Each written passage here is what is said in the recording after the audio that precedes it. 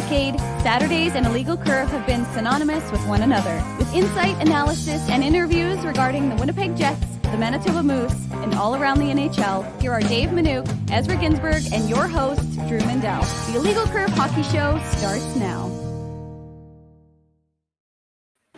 Good morning, Winnipeg. Good morning, Manitoba. For all those joining us live this morning on our YouTube channel and all of our social media platforms, we say good morning, universe, and welcome to the Illegal Curve Hockey Show. A beautiful Saturday morning to you all. The morning after the night before, where the Jets lost last night in Colorado by a 6-3 margin, as you all well know. We'll talk about that. We'll talk about tomorrow's game in Arizona. We'll talk about the trade deadline. We got lots to talk about on this, the 26th day of the month of February. Gentlemen, good to see you again. It's been a whopping about 9 hours since we last got together, but I wouldn't have it any other way. Ezzy, you're looking particularly resplendent with that IC toque on your head. I love this toque. I mean, it's now my favorite toque. I mean, anytime we throw an IC logo on anything, like we could throw an IC logo on, I don't know, dental floss, and I would love it. So yeah, this toque is definitely keeping me warm here.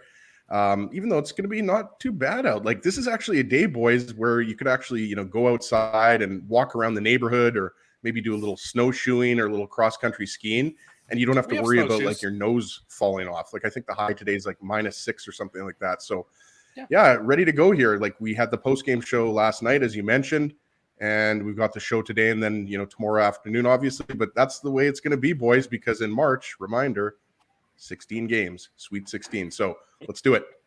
Sweet 16, indeed. Dave M., how are you doing? The Moose have an afternoon Well, contest. we could call it March Madness, Drew. It's up to you. Well, yeah, I mean, I think something else calls itself March Madness, but I appreciate the idea. I'll take it under advisement, and nonetheless, as we get sued for copyright infringement, but that's okay. Dave M., you got a Moose game this afternoon to look forward to. I'm sure you'll be covering that in its entirety, as you usually do. Yeah, and I think the only madness will be us at the end of 16 straight games together. So I mean, that'll probably be quite the march to remember. Big birthday shout out to my sister Rachel. Happy birthday! Happy birthday, Rach. Yeah, didn't I? Mother Rachel. Yes. Well, I think she still prefers to go by Rachel. That is her legal name. I'm not sure. Well, no, I'm just saying she's a new mom. So that is true. Congratulations again on that. Thanks for clarifying that, Ezzy. In any event, let's get started. It's been... I'm still a little blown away the morning after. I'm wearing this shirt, and it says "Fight" on top, and it's an old UK University. Thank you for clarifying that. I couldn't read it. I could get the first couple letters, but thank you for doing that. I can't spell, so thank you. There you go. I'm here to help you out there, big boy. Anyways, it says "Fight," and it's a coincidence I'm wearing this shirt. I mean, I didn't do it deliberately to segue into this conversation, but it's amazing to me the absence of any fight that the Jets had in last night's game. And we talked about it on the post-game show, and we are going to talk about it again because it bears discussion that this team, when they faced adversity last night, when things started to go bad, when they started to slip away, when it was a 3-0 lead that quickly became 3-1, 3-2, 3-3, then 4-3, there was no fight in the Jets at all.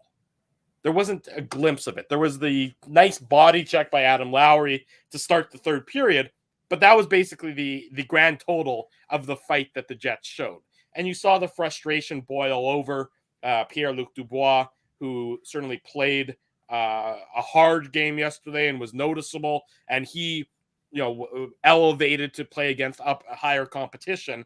He got the 2 and the 10, and that was the end of him in the third period there. But to me, it is a significant issue that this team had no fight, and speaks, I believe, to a void in leadership right now that this team is experiencing. Right, and we talked about it on the post-game show last night. I think the 3-0 lead flattered the Jets, right? Like, they obviously, played a pretty good period, but, for the most part, Colorado was controlling the play.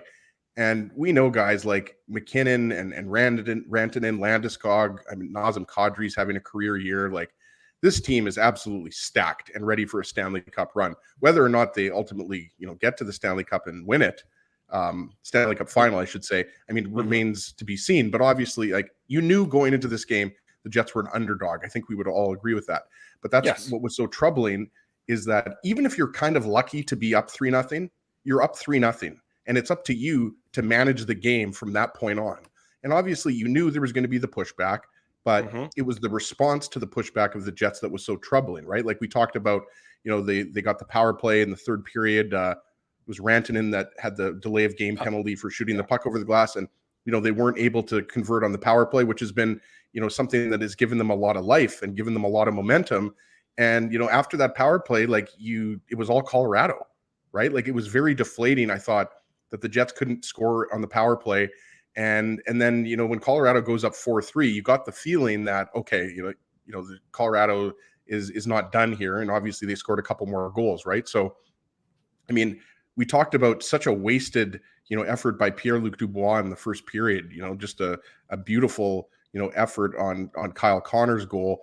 The second effort to, get the shot, and then the rebound comes to Kyle Connor, and, Svechnikov looks like he's reborn playing on that line. Dave M has been saying all year long that, Svechnikov has been the most comfortable and the most successful playing with Kyle Connor and Pierre-Luc Dubois. But there's no doubt that Scheifele, Wheeler, Stastny, they didn't create enough offense yesterday. And not only did they not create enough offense, they gave up quite a bit defensively just by being out of position, or just not being sharp. And overall in that game, you could point to the first period all you want, guys, but we know how many periods there are in a hockey game. And, the way that game ended was just unacceptable for a team whose playoff lives are on the line. Are the Jets still in it? Yeah, they're still in it, but just barely. Just barely, exactly. It actually was a good night for the Jets on the out-of-town scoreboard, as it happened, with some of the teams ahead of them that were in action losing.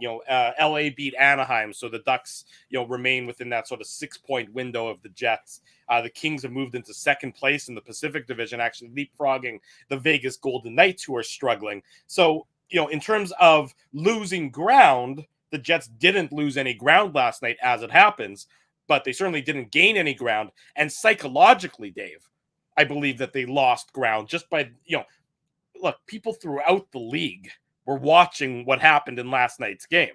And Colorado has embarrassed a lot of teams this year, don't get me wrong, but they've embarrassed the Jets now multiple times. Remember the earlier defeat in Colorado that wasn't even close. And then when you're up 3-0 and, you lose 6-3 in 40 minutes of hockey, and you don't even have a glimpse of really being in the game even after it became 3-1, it's really a troubling sign in my estimation. That's more than just one bad loss in a season of bad losses.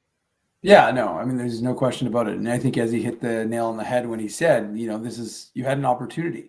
You're up 3-0 and you should be managing the game better. Now, we know that obviously Colorado has last change, so they'll be able to get the matchups they like, i.e., Landeskog, McKinnon versus Nate Beaulieu if they can. But the reality is that, that's what you've chosen to as a coaching staff, right? So at that point, you just have to be able to do it. And again, 3-0, you give up that first goal.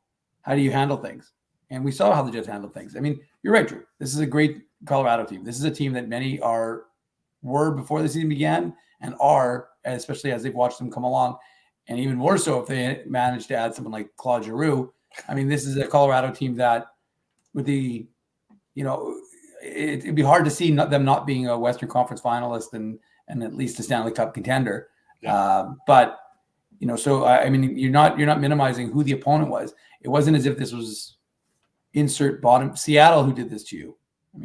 Seattle did this to you, then at that point your season's completely over. It was a very good fire and walk away at that point. Well, or as most of the people in the chat are saying, just put the for sale sign up and just see what you can get. But look, it's incumbent on this team to show some life and show some fight, to use your shirt's sign. And yes. They're the ones who love the cliche, oh, we got to just stay in the fight. Well, they didn't stay in the fight.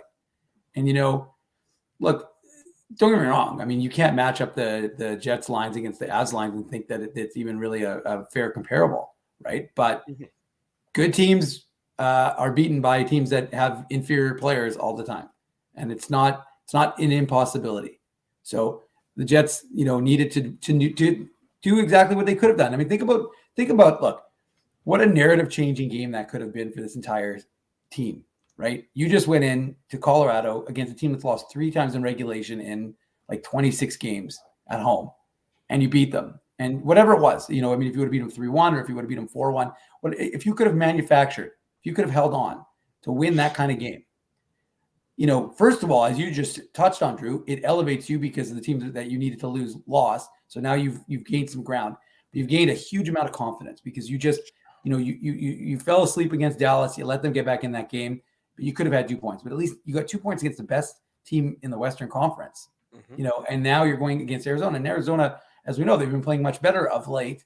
So they weren't going to be easy, but you could, in theory, get on a roll. And then you're playing a Habs team that has been better, but could be beat. So you, in theory, could have, remember when Nezzy was talking about a 6 or 7 game winning streak? Yeah. That could have been the catalyst for something like that. Instead, everybody's left going, wow, like you got embarrassed last night on TV. You got embarrassed last night on TV. Exactly right. I mean, I see a lot of the comments and talking, in the chat, about Scheifele and Wheeler and focusing on the two of them. And I agree. This is the focus has to be on, in terms of the on-ice performance, the focus has to be on Scheifele and Wheeler. In terms of the game plan or the mitigation strategy, if they had one, against Nathan McKinnon, who had 14 shots on goal, which is an astounding number, the focus has to be on Dave Lowry. Was there a strategy? Was there an approach? Was there a plan in which you say McKinnon isn't going to be the guy who necessarily, he might get something, but he's not going to be the guy that single-handedly destroys us.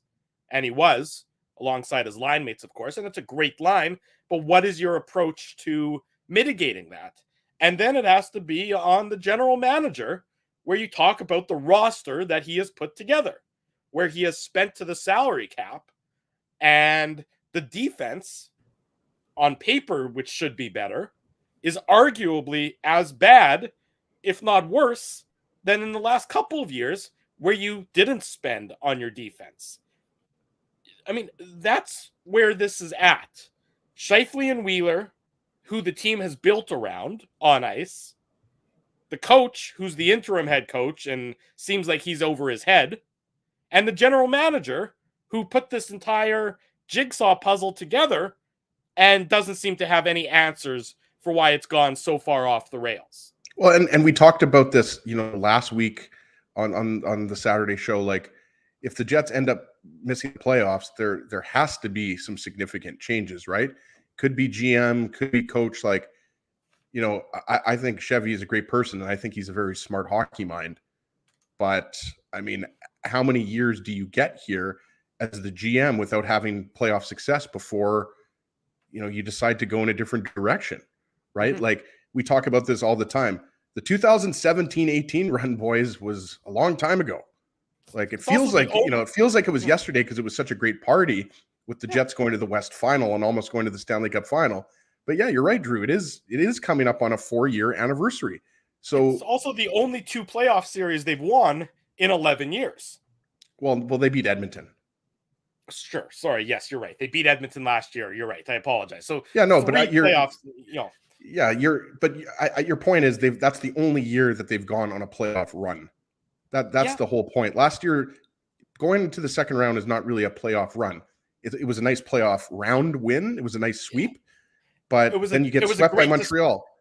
It was a great distraction from the shitty world we were living in at that time last year. It was fun to do those overtime games from Lac de Bonnie and have Jesse Pollock of Bar Down on. But the point is, like, it's not like, the Jets have won a couple Stanley Cups and they just have to retool and they're going to go win another Stanley Cup. Like, this isn't, the 2013, 2015 Chicago Blackhawks when they were in the middle of, winning 3 Stanley Cups, right? So, I mean, I think there could be monumental changes, and I'm not going to sit here and start throwing out trade scenarios with Mark Scheifele or Blake Wheeler or Andrew Kopp, because I personally don't see Scheifele being traded definitely before the trade deadline. I don't see Wheeler being traded before the deadline. Andrew Kopp's a different story because he's a pending UFA. Paul Stastny's a pending UFA.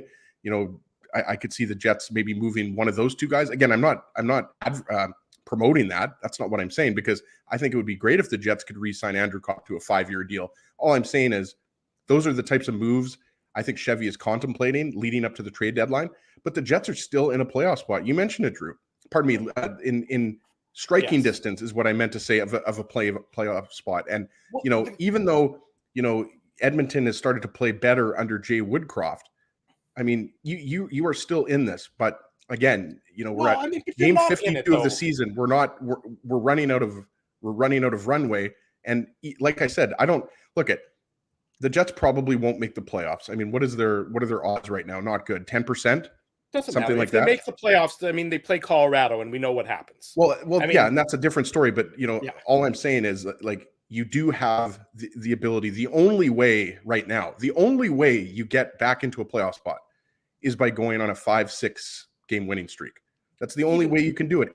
But even with that, you have to hope that other teams lose too. That's the thing. You don't control your own destiny right now. That's a really important thing. By losing 4 games in a row here. I meant 3 games on the road trip.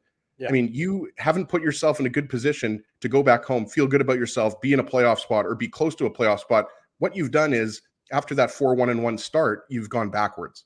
Well, I mean, the playoffs are almost to me at this point. I mean, look, the playoffs are something the players will care about, but in terms of the actual organization, and if they take a real honest look at where they're at, the playoffs are a bit of a red herring. Because they're so far from being close to the elite of the league. I mean, you look at Colorado, and Colorado's elite. Florida's elite. Carolina's elite. They're not good. I mean, they're Minnesota, St. Louis. Those are good teams that are that could be great at times, but they're not elite teams. You have to be an elite team to win the Stanley Cup. Throw Tampa Bay in there still. Tampa, sure. You can throw Tampa. Not as strong as they were last year, but still elite. But yes, the Jets are so far away from being elite that they have to be, if they want to be honest with themselves, and if they truly want to build a team that approaches elite status, and it's not going to happen overnight. It's probably not going to happen. There's look, the window. If you look at the salaries that are on the books, if you look at, a guy like, take Conor Halabuck, he's got 2 years left on his deal after this year. It's hard to believe that the Jets, as currently constructed, are going to be elite in the next couple of years. They just seem so far away from the teams that are elite in this league that you wonder, what do you do in order to sort of do a reset? Look, nobody's trading for Wheeler. His contract is untradeable. It's just the nature of it. You knew that when you signed him to it, it was going to be something that's going to be a laggard and a boulder on your books. Well, more importantly, I don't think the Jets are I don't know this for certain. I don't think the Jets are considering moving Blake Wheeler. So people need to get that out of their mind. It's one thing to talk about who would be interested in him, but do you guys honestly think that the Jets are considering moving Blake Wheeler right now? Because I don't think they are. I don't think that they're Dave. I don't think that they're looking to move Mark Scheifele either. I think they should. I'd even listen to an argument about moving Conor Halabuck. Because unless these guys are going to, we don't know what's going to happen 2 years in the future, which is when their contracts are up. But given where this team currently is, it seems like it needs to be a rebuild with 4 guys as your core moving forward. Connor, Ehlers, Dubois, Morrissey. I'd even throw Pionk in there. And if you want to keep Halabuck, by all means, I have no problem with that. It just seems like they're so far away from where they need to be in order to be considered or even close to the elite of the league, Dave. Yeah, I don't think there's any question about it. I think that, they've got a good young, defensive prospect system. Forwards, the cupboard is a little more threadbare in that regard. So it's going to be difficult to, replace a ton of the guys because you don't really have too many options down on the farm, really, in terms of guys who are making the jump. Nathan Smith, the 2018 third rounder, who could be turning pro next year after his run with Minnesota State. He had a goal and an assist in his return from Beijing for Minnesota State last night, including on the OT winners. So, I mean, they don't have a lot, right? You've got David Gustafson, who I've said could be your fourth line center for a long, long time. Of course, he's got to stay healthy, but you're really, you like you said, Drew, it's not as deep. I mean, they've got some great scoring, but they don't have a ton of guys who are going to come in and fill the role.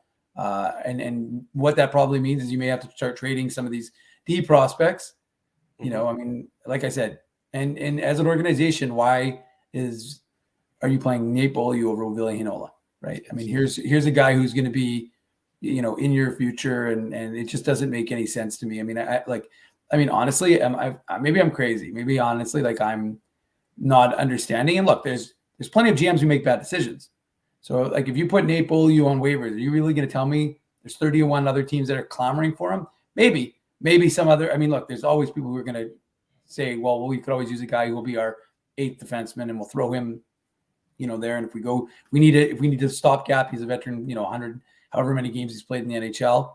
But for the Jets, when one of the things you need is a guy who can move the puck effectively, with all due respect to the block he had, which resulted in a shorthanded goal for Adam Lowry yesterday. Yeah, it's not quite the same as a nice crisp zone exit from Ville Heinola. So I just think, and I'm not trying to pick on him individually. I just think there's things that this team can do internally right now that could make them a better hockey club. And this, like I said, it's unfortunate that they're dealing with the injury situation, losing Cole Perfetti, who looked like he was coming into his own, losing Andrew Kopp for this extended period. And obviously Nikolai Ehlers, he's one of your most dynamic players behind, him and Kyle Connor are your two most dynamic forwards. There's no question about it. So, I mean, losing Nikolai Ehlers is obviously a very significant situation for this Jets team. But as I've talked about, St. Louis Blues played shorthanded. The Calgary Flames played shorthanded. Teams have done it and had success, and it wasn't for 1 or 2 games. It was for an extended I think period. What we've seen, Dave, is that this team isn't as deep as maybe we thought it was before, right? Well, I was just going to say, you've seen Evgeny Svechnikov. We've talked about it. Found money. He had a little bit of a struggle there, and he found himself a healthy scratch in Dave Lowry's doghouse. But he scored a goal yesterday. For the most part, he's been a bonus. But I think what's become evident is that when Ehlers is out of the lineup and Kopp are out of the lineup, I mean, Mark Scheifele and Blake Wheeler elevated their game, but they haven't elevated their game on this road trip. They haven't been fantastic on this road trip. And I mean, that's kind of what we've seen this year is that, you can't have 5 or 6 games and then all of a sudden we forget about all the crappy games that you had back in, November and December. I think in hindsight, what we've seen, especially when we've seen some of the young defensemen get into the Jets lineup, in hindsight, the Jets, Kevin Cheveldayoff, his scouting team, erred in not protecting Mason Appleton, or compare as opposed to protecting Logan Stanley. I think that, I mean, you look at the Jets and it's clear they don't have the necessary forward depth. I mean, you look at it and they have some, they have some nice players towards the top of their lineup, but towards the bottom of their lineup, it is a bit of a barren wasteland, which is how a guy like Adam Brooks gets plucked off waivers and gets immediately dropped in. And, at first in a second line role, he played last night. He didn't really have any impact on the game or anything. It's clear to me that they erred in that way. And did they also err in acquiring Dillon and Schmidt? Well, yeah, because you've spent too much money now on your back end for no results, and you've created a roadblock for some of your young defensemen who certainly seem like they're ready to come into the NHL. I mean, this is you've got salary cap problems, you've got roster problems, you've just got problems up and down this lineup. And true, and you can't score. And you can't score. Aside from that, though, things are perfectly great. Yeah, exactly. You can't score as well. It's just crazy where this team is right now, and I don't have the faith that they are willing to make hard decisions this offseason. By hard decisions, I look at the Minnesota Wild, who bought out, they bought out Ryan Suter and Zach Parise last offseason. That was their captain, by the way. Right. Well, is there a captain on the Winnipeg Jets whose performance could justify a buyout for a team that needs? I don't think it'll happen, but I think you have to ask that question. I don't think it'll happen either. Let's go to break. When we come back, Jim Toth from CJOB Sports is going to join us. Much more Jets talk to come this morning. You're watching the Illegal Curve Hockey Show. We're live on YouTube. We're live on all of our social media platforms. Keeping Winnipeg laughing for over 30 years. Rumors, Canada's longest-running comedy club, bringing you the biggest laughs from the best comedians on the planet. Jerry Seinfeld, Chris Rock, Jon Stewart, Dennis Miller, Brad Garrett, the greats, and all the up-and-comers too. When was the last time you laughed out loud? Make it a great night out with friends, or book your office or birthday party. Even a fundraising event at Rumors. Get all the details and dates on upcoming shows at rumorscomedyclub.com. Hi, Ez. A strange question for you. But why are you lying on the ground being crushed by a piano? Well, Drew, I definitely tried to carry this baby grand piano down the stairs by myself, and somehow I failed miserably. Right. Yeah, sorry. That was a silly question on my part. My apologies. Would you like me to call Rolly's Transfer Moving and Storage to help you move the piano? They are the most experienced piano moving company in Winnipeg, after all. Yes, please call Rolly's and hurry. This piano is very, very heavy. Rolly's Transfer Moving and Storage offers stress-free residential moving services while taking great care of your personal belongings, including your piano. At Rolly's, no job is too big or too small. For more information, visit rollys.com.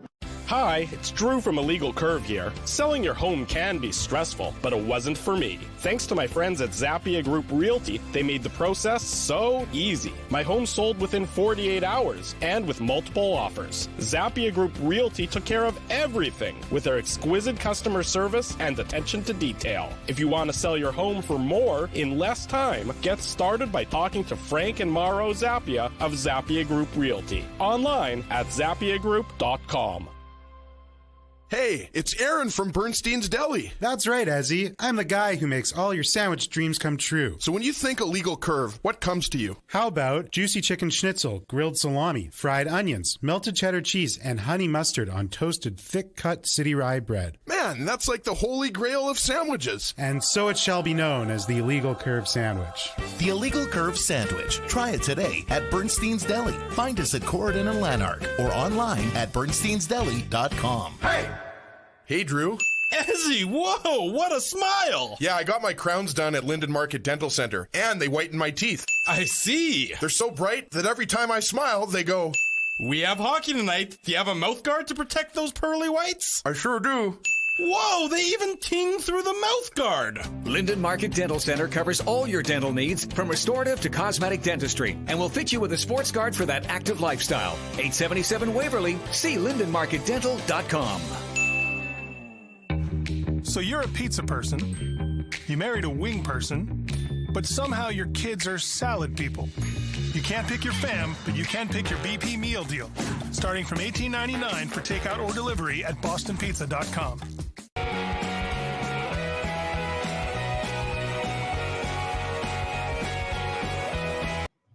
Bottom of the hour, Saturday morning. We're pleased to welcome Papa back Jim. to the program. Our good friend Jim Toth from CJOB joins us on the show. Jimmy, you've got a little bit of an Aaron Rodgers vibe going on there with the toque and a little bit of the beard. Way too soon.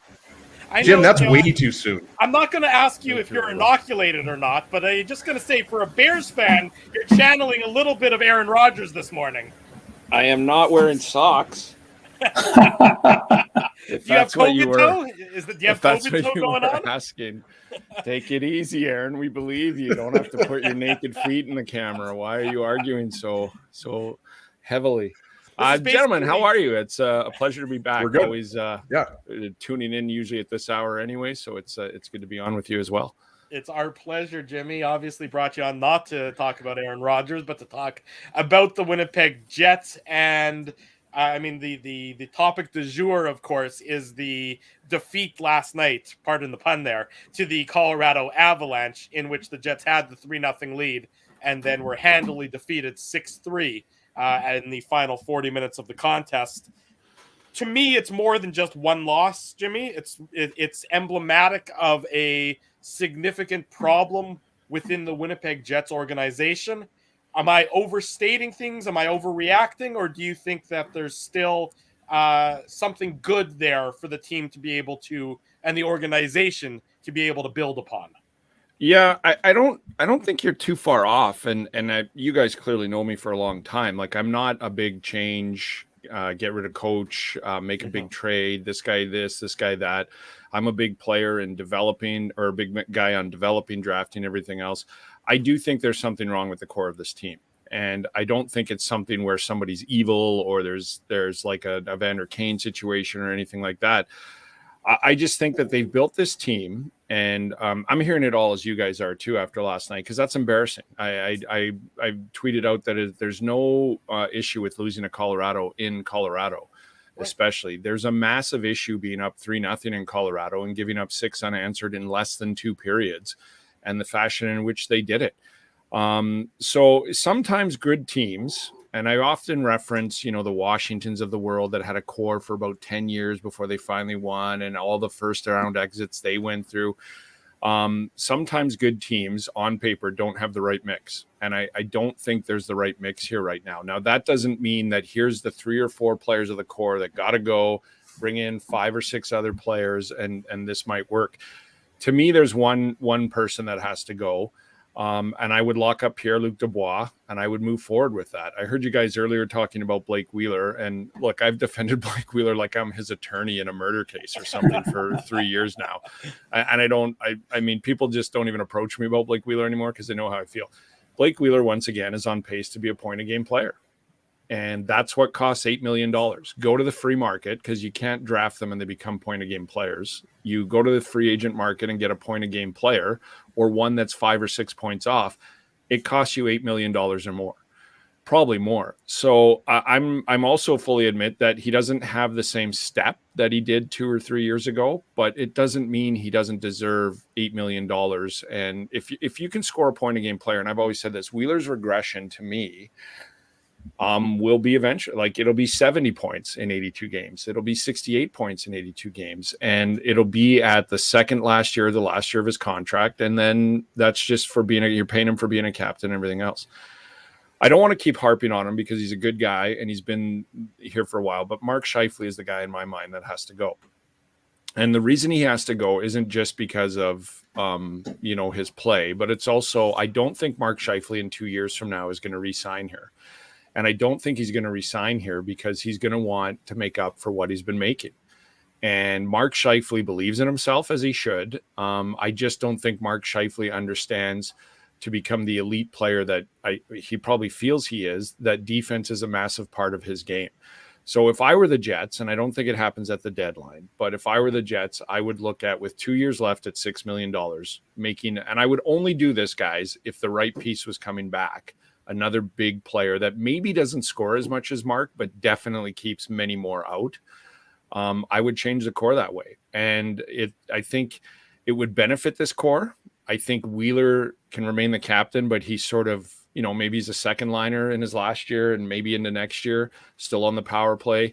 He might be a third liner by the end of his contract.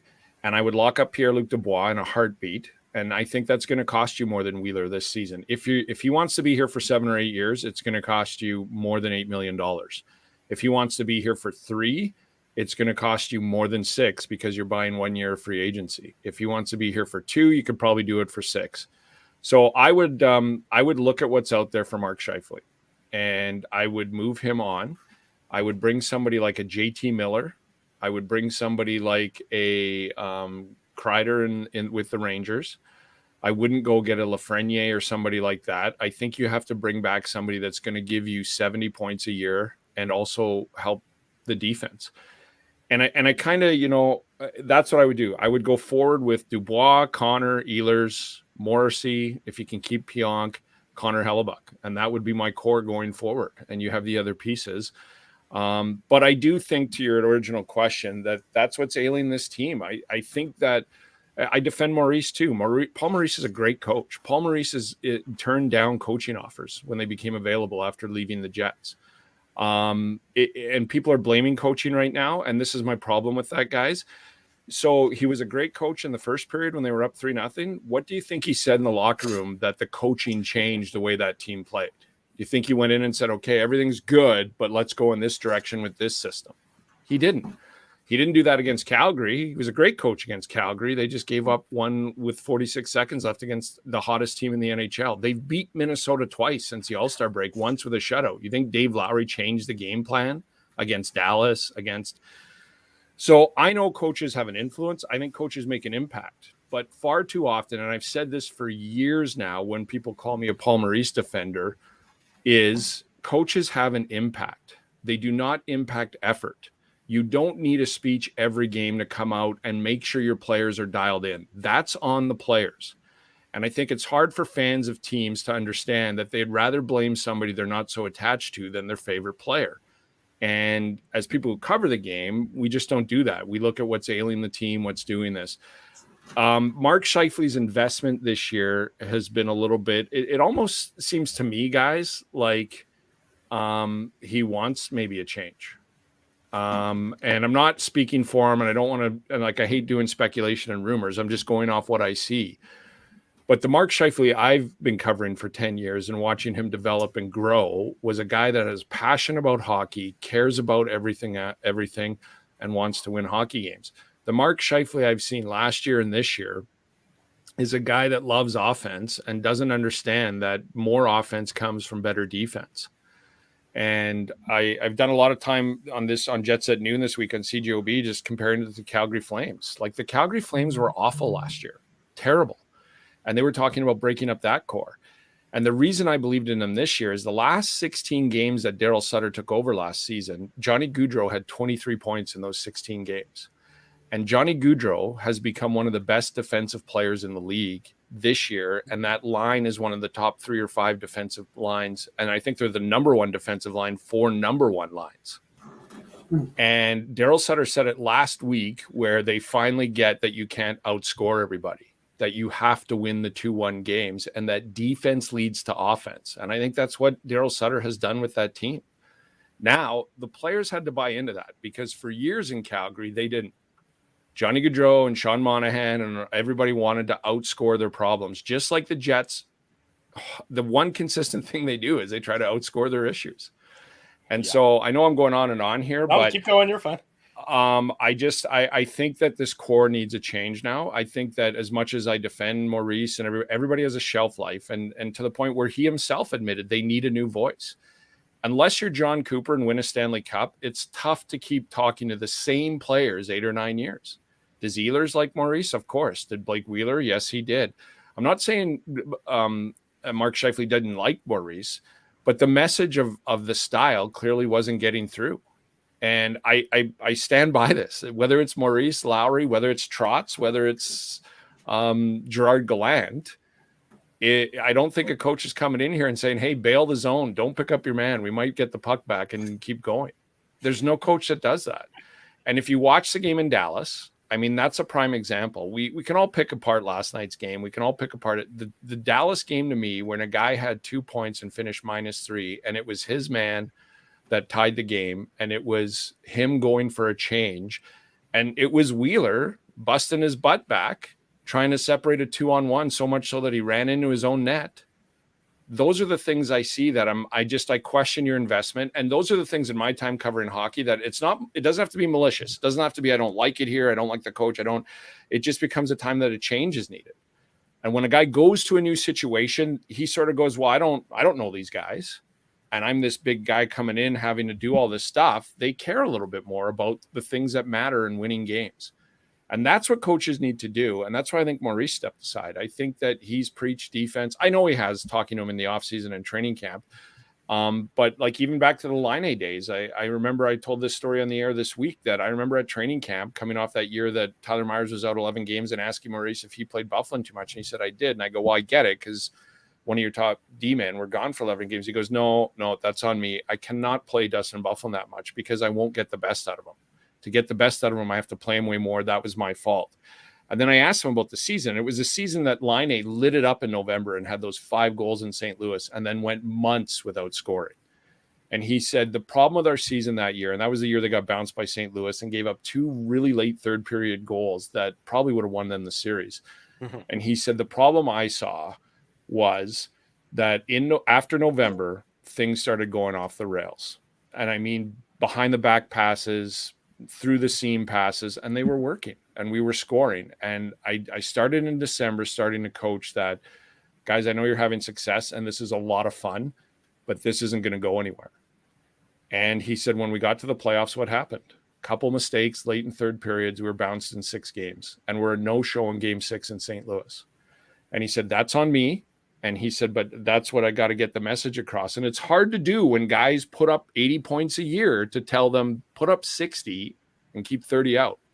That's the thing you're doing. And let's be honest, we're not talking to kids here who like to score. We're talking about men who make millions of dollars off the points they get. So I just think this core has been here for so long. I think that you need to change a major piece of it. And I agree with Dave that I don't think that Wheeler's going anywhere. I don't think they're shopping him. I don't think they're shopping Scheifele, but I think they're looking at it. And I don't know how you couldn't right now. Just because of that. A change would do him probably good. You have to do it this offseason because if there's 1 year left at $6 million, you're going to want Mark to be re-signed. I think a team would be very attractive at the $6 million. I think a team would be immensely attractive at 2 years of that and seeing if they can get him to, fall in the line. And it seems to me like if a deal like that is done, guys, it would be one of those deals that the player excels. The player is now in a new environment. It's not the environment he grew up in. It's the new environment where, there's a different voice, but there's also some people to impress and show that I can do a lot more than just do this. And it might be one of those deals, but I would only do it if, and the reason I keep bringing up JT Miller is because he's on the market apparently, and he's got 1 year left at just under 6, but he cares. Like that guy, and I hate to say that because it sounds like I think Mark doesn't. Mark cares. I just don't know what Mark cares about as much as defense. But JT Miller cares, and he wears his heart in his sleeve. And I know he rubs some teammates the wrong way too, from what I hear, because of that passion. But I think that's what they need. That's why I like Dubois. Dubois was a Clydesdale in that game last night, shaking guys off, fighting for space, doing things, getting back, breaking up plays. Wheeler does that. Like this past 2 weeks of watching Wheeler, and I know he was -4 last night, but look at those goals. One of them was a change, that horrible change that they got the 4th goal on. All Wheeler did was step on the ice. Mm-hmm. The other 2 goals I saw when he was on the ice, he had his man. It was like Dallas. When Garyanov scored, Wheeler had his man. Mm-hmm. In the overtime goal, who was busting his butt to get back. So those are the things that I know it's hard to sit down with a guy of that stature and say, look, man, and Lowry has benched Scheifele prior to the break. In the Philadelphia game, he didn't see the end of the game, and neither did he do in St. Louis. So I know coaching is this and that. And my timeline is filled with go get a coach. But again, I go back to what coach didn't tell him to play the second period the same as the first period? It's on the players. It really is. Now it's up to a coach to get the most out of the players. I think that there come situations where it's peaked with Mark Scheifele at 28 years old. And the reason I bring this up more so than last year when he was 26, guys, is he's got an A on his shoulder. And there have been times when Wheeler's been out, when other guys have been injured this year. The Philadelphia game's a prime example to me, and that Vancouver 5-1 beatdown, where a number 1 center with an A on his jersey needs to come over the ice, and he doesn't have to score a goal, but he has to be impactful. He has to make a difference. He has to lead the way. And I just don't look, he's just another forward to me in that Dallas game. And he had 2 points, and he had a great goal in overtime, but he just came over the boards and he wasn't impactful. He didn't make a difference. And that's how bizarre is that to say with 2 points in a 3-2 loss. But that's what I'm looking for is a JT Miller, a Kreider. And I think it's got to be like, why was Matt Hendricks brought in? Because Matt Hendricks would come in and he didn't care if you were Byfuglien, Wheeler, Scheifele, or Nick Ehlers or who you were. He got into your face. That's why he was brought in. Hey, that's not good enough. And so I think Wheeler does that, but I think Wheeler's also a leader by example. He learned from Andrew Ladd, and he says that all the time. So all these stories that I keep hearing that he runs the room and tells who he's going to play with and stuff, I don't buy that. I think Mark Scheifele loves to play with Blake Wheeler more than Blake Wheeler loves to play with Mark Scheifele. I think Blake Wheeler's moved to center when asked to. I think he's played on the third line this year, never said a word. I don't think that if somebody's better than him and it helps him win games, he goes, yeah, put Liney on the first. I don't think he goes, no, wait a minute. He's got his contract. He's making his $8 million. He wants to win games. He wants to win a Stanley Cup. The guy I look at is Mark Scheifele. Why don't you want to play with Liney? Why don't you want to play defense? Why don't, in a 2-1 game, why don't you want to pick up that guy? And so that's just where I think. And I'm again, to reiterate, I'm not this guy that coach got to go, this guy's got to go to that. I think it's 10 years. We're in year 11. The mix isn't right. Like some very good teams it happens to. You got to change the mix, but keep the core. I think we know the players you can lock up. Josh Morrissey, I mean, good Lord. Everybody on him last year, and I didn't know his personal stuff in there, but look at how he bleeds for this team this year. I think you got somebody there. I think you got it in Pierre-Luc Dubois. Nick Ehlers. Kyle Connor's defensive game is that's why I haven't been on Scheifele till now, is because Kyle Connor's that age 2 years ago that Scheifele was, or 3 years ago, and everybody's Scheifele's defense. And I'm like, there's time here. Like, let him 4 or 5 years get established as a goal scorer, then let him coach him and let him do. That's what's happened with Connor. He's come along this year and been a very good 200-foot player, and it's led to more offense for him. Mark just doesn't get it, or he doesn't want to get it, or he just believes in his private coaches and everything else that it's about points and stuff. So that's what I would move out, and I would get what I could get if it's a JT Miller, if it's somebody else of that ilk. I can't go down the list of guys or whatever, but to me it reeks of a Paul Stastny wasn't available when they got him kind of deal. Some name that we're not even thinking about is available. I don't know if it's at the deadline. I think the deadline is more of a Stastny Cop kind of deal. And I just change a major part of that core. Not a lot of the core, but a major part of it. I lock up Dubois. You got Perfetti coming back next year that likely is going to move to a center. Adam Lowry, I mean, the offense isn't there. I understand that, but Adam Lowry's not a leader since the All-Star break. Adam Lowry has done what I think Scheifele should do. And I don't mean dropping the gloves. I mean putting a team on his back and as much skill as he has, which isn't as much as Mark, and doing whatever he can to help this team. I just don't see that in a guy with an A on his shoulder. So I know that my time's probably up here. You only asked me one question, but it's because it's the fever of last night too. But for me, it's been the fever. Look, they had an awesome 6 games coming out of the break. And I gave Mark Scheifele full credit. He was making a difference and an impact, and not just on the score sheet. And then we go back to what we're seeing. And that's the inconsistency of this year. And I think that's to Mark's detriment, as great of a player as he is. Jim Toth's soliloquy was brought to you by CJOB 680 Sports. I think he is a great player, but he didn't have the skill or the want for that skill to help this team win. And he might help another. So I got to go. It's now Monday. So see you guys. Saturday morning, you're watching the Illegal Curve Hockey Show. We're live on YouTube. We're live on all of our social media platforms. Jim Toth of CJOB is our guest on the program, talking about the Winnipeg Jets and their defeat last night in Colorado against the Avalanche. Jim, you mentioned I do think they need a coach too. Like, I like Lowry and everything else, but I think they need to go from the outside, change that narrative, get a coach. And I know that there's some good ones out there, a young one, and go in that narrative too. And a couple other tweaks. Like, I don't think Kopp's going to re-sign here. I think, and if he does, I think you have to let Stastny go next year and use his $3 million to add to Kopp's $4 that he's making and try and keep him, not all of it. But so there's little things like that. But I do finally think after a decade and into the 11th year that a major piece of the core has to change. And Jim, I wanted to ask you about Conor Halabuck because, I'm sure that you've talked a lot about Halabuck. How can you not when he's still one of the top goalies in the league? Just look, Dave and I were talking about this before the show, like goals saved above expectation. I mean, 10 years ago, nobody had heard of that, but everybody likes to, reference that. You look at Igor Shesterkin on the Rangers, he's number one, right? But Halabuck is still top 10. So he's not having a bad year, but he's also not having a superhero type of year, which I think you'd agree the last 3 or 4 years, he pretty much has been a goaltending superhero. And everybody knows that he's started more games than any other goalie. And last night, obviously, a few of those goals you'd like to have back. The first goal, I think by Landeskog, you'd probably agree that, that's a goal that, 9 times out of 10, Halabuck probably saves. But what is kind of, your assessment of Halabuck, especially, at this point in the season? Because I think you'd agree there's a chance that maybe Eric Comrie gets a start tomorrow afternoon against Arizona. And then especially, with the back-to-backs coming up, later, I don't know if the next back-to-back is next week or the week after, but we know 16 games in March. So, Comrie's probably going to get at least 3, 4, 5 starts. But just what is your take on it? Because clearly, you mentioned something's not right with Scheifele this year. Well, something's not right with Halabuck either, is it?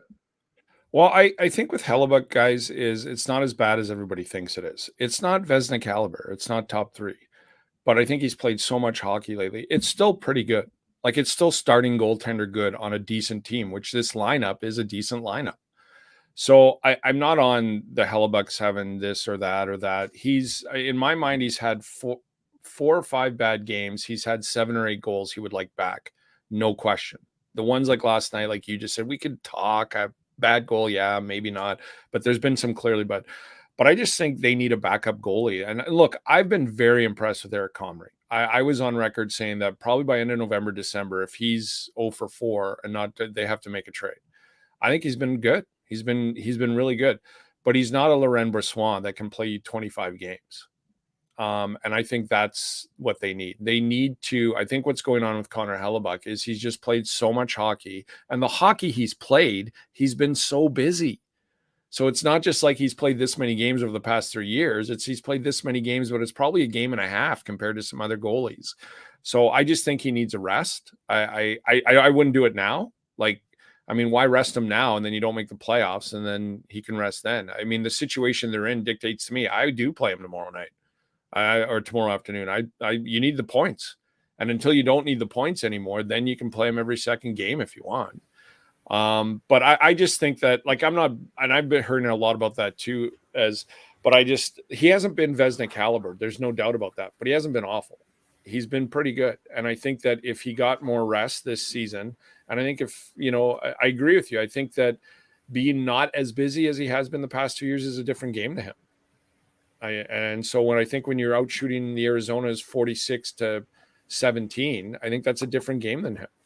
He's used to being the one that sees 46 shots. So I think he's been good enough to win. I still believe in him, but he's got 2 years left on his contract too. And then he's a UFA. I think they need to do something to show him and some of the other guys that A, this isn't acceptable, but then B, we understand there needs to be a change. But I'm not down on Conor Halabuck like some people are. I think he's clearly had better seasons, but I think that when you win a Vezina, people expect you to, because so many goalies, guys, in our lifetimes have won multiple Vezinas.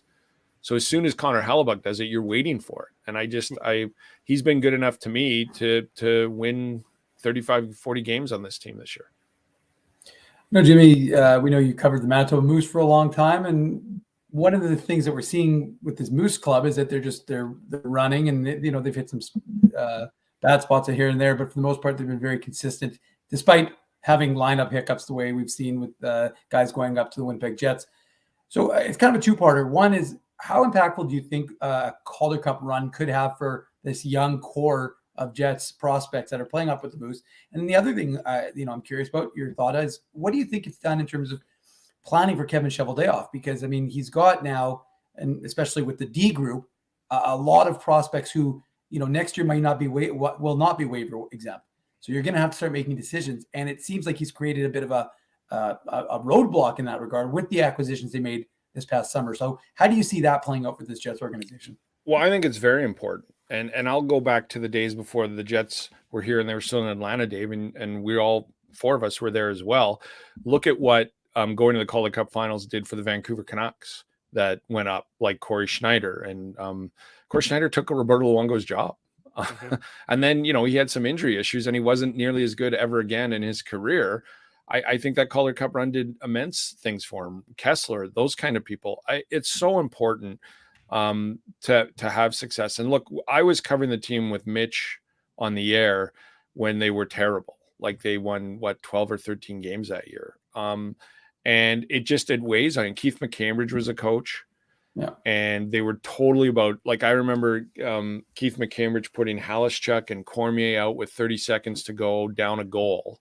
And he wasn't supposed to be doing that. He was supposed to be putting out the young kids, Chase DeLeo and stuff, to see what they could do in that situation.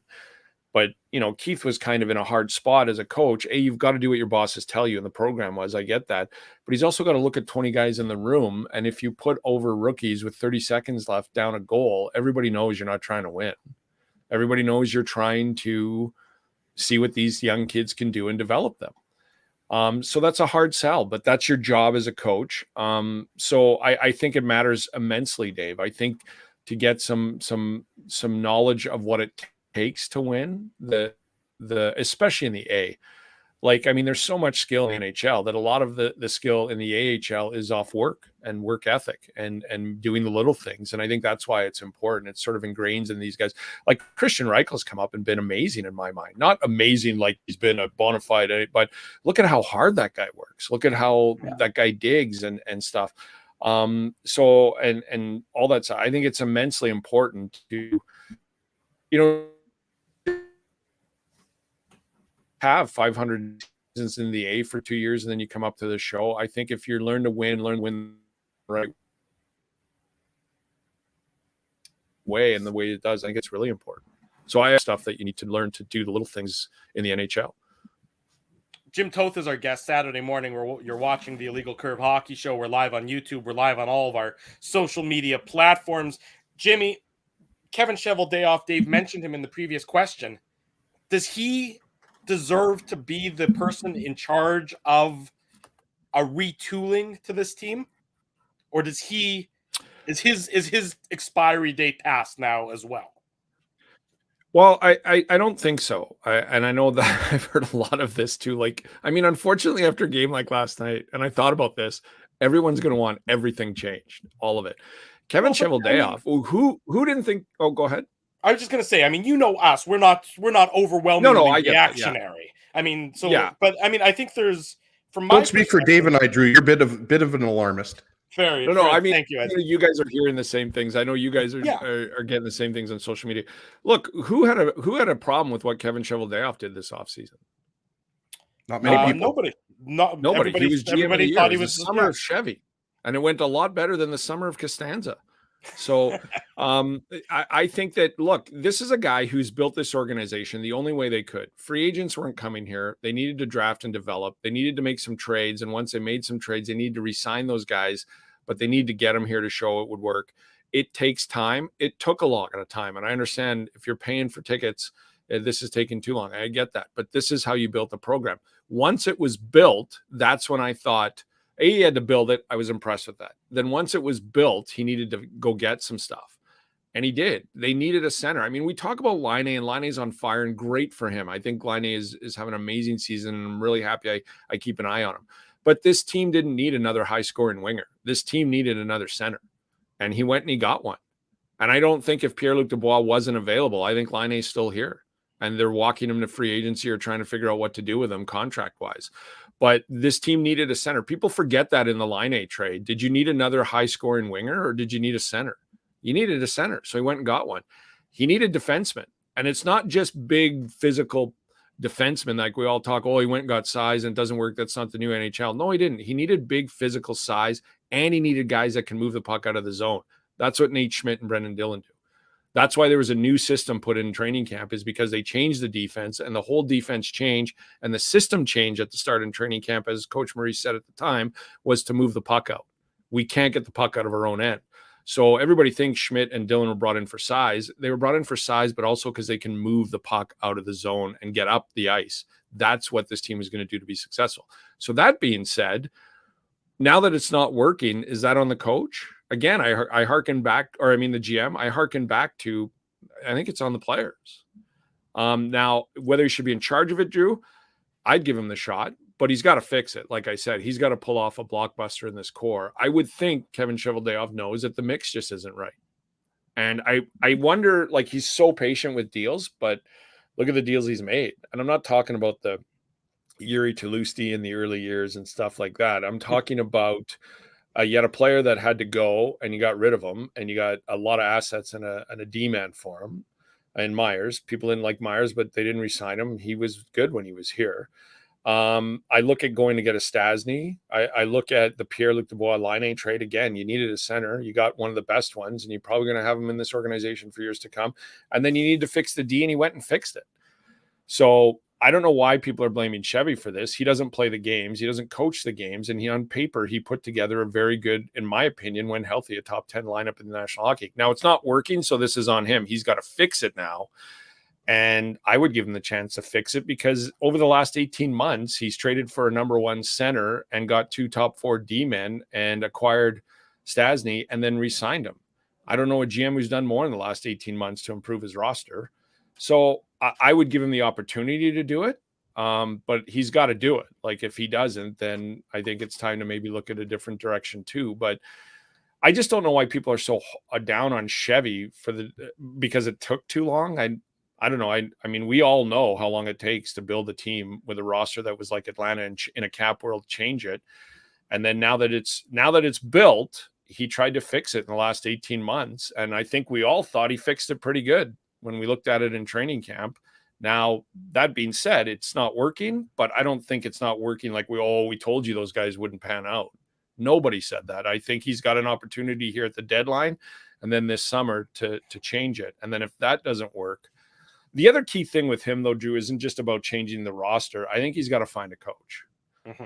And I agree that it's got to be somebody outside of this organization. Yes, I hear all the whispers. Like, I'm not at the point even I don't have a problem if Lowry's back on the staff.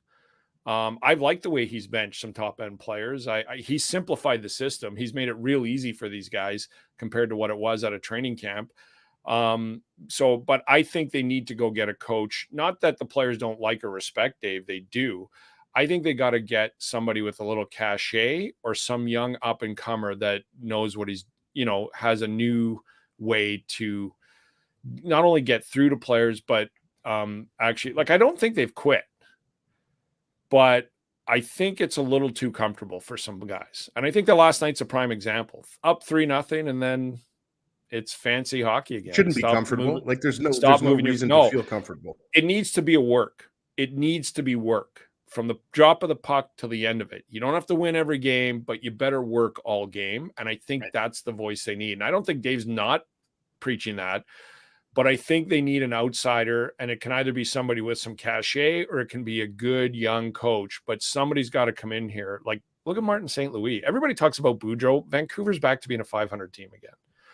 Everybody talks about all these other coaching changes, and after the shine's gone, they're back. Martin St. Louis is, I was one that raised an eyebrow. Are you kidding me? He coaches 13-year-old hockey. And I texted my friend Phil Aubrey, and I go, as a Habs fan, I said, the good thing for you, Phil, is you're now one step away from coaching in the NHL because you're coaching your own kid right now. So, but somebody like that, and I don't want to disrespect Dave Lowry's career at all, because it was really good and over 1,000 games. But those guys, those players in Montreal know who Martin St. Louis is, and they know of him. And I think that Lowry had a really good career, was a really good, valuable piece to every team he was on as a grinder and third liner and stuff like that. But a Martin St. Louis comes in. I know Vincent Lecavalier is there too. I would get somebody like that if you believe they're ready to do a head coaching job with whatever experience they may or may not have, or a veteran that comes in. And like, I also was shocked at Daryl Sutter in Calgary. I'm like, at 63 years old, and he's already been there, done that. And knowing the history of Calgary, like the 2004 Stanley Cup run, and then they got tired of listening to Sutter gripe on him all the time. So they brought in a nice guy like Playfair. And then I heard Iggy went to the management and said, okay, we get it now. We're me and Kiprusoff and 19 grinders. We need to be harped on every day to have success. So then they went and got Keenan and stuff like that. I mean, I'm very impressed with what Daryl Sutter's done. And I love this quote the other day, 2 weeks ago too, about worried that they're going to get big heads now that they've won 10 in a row. And his snippet was just, I'm really good at making sure that doesn't happen. Yeah.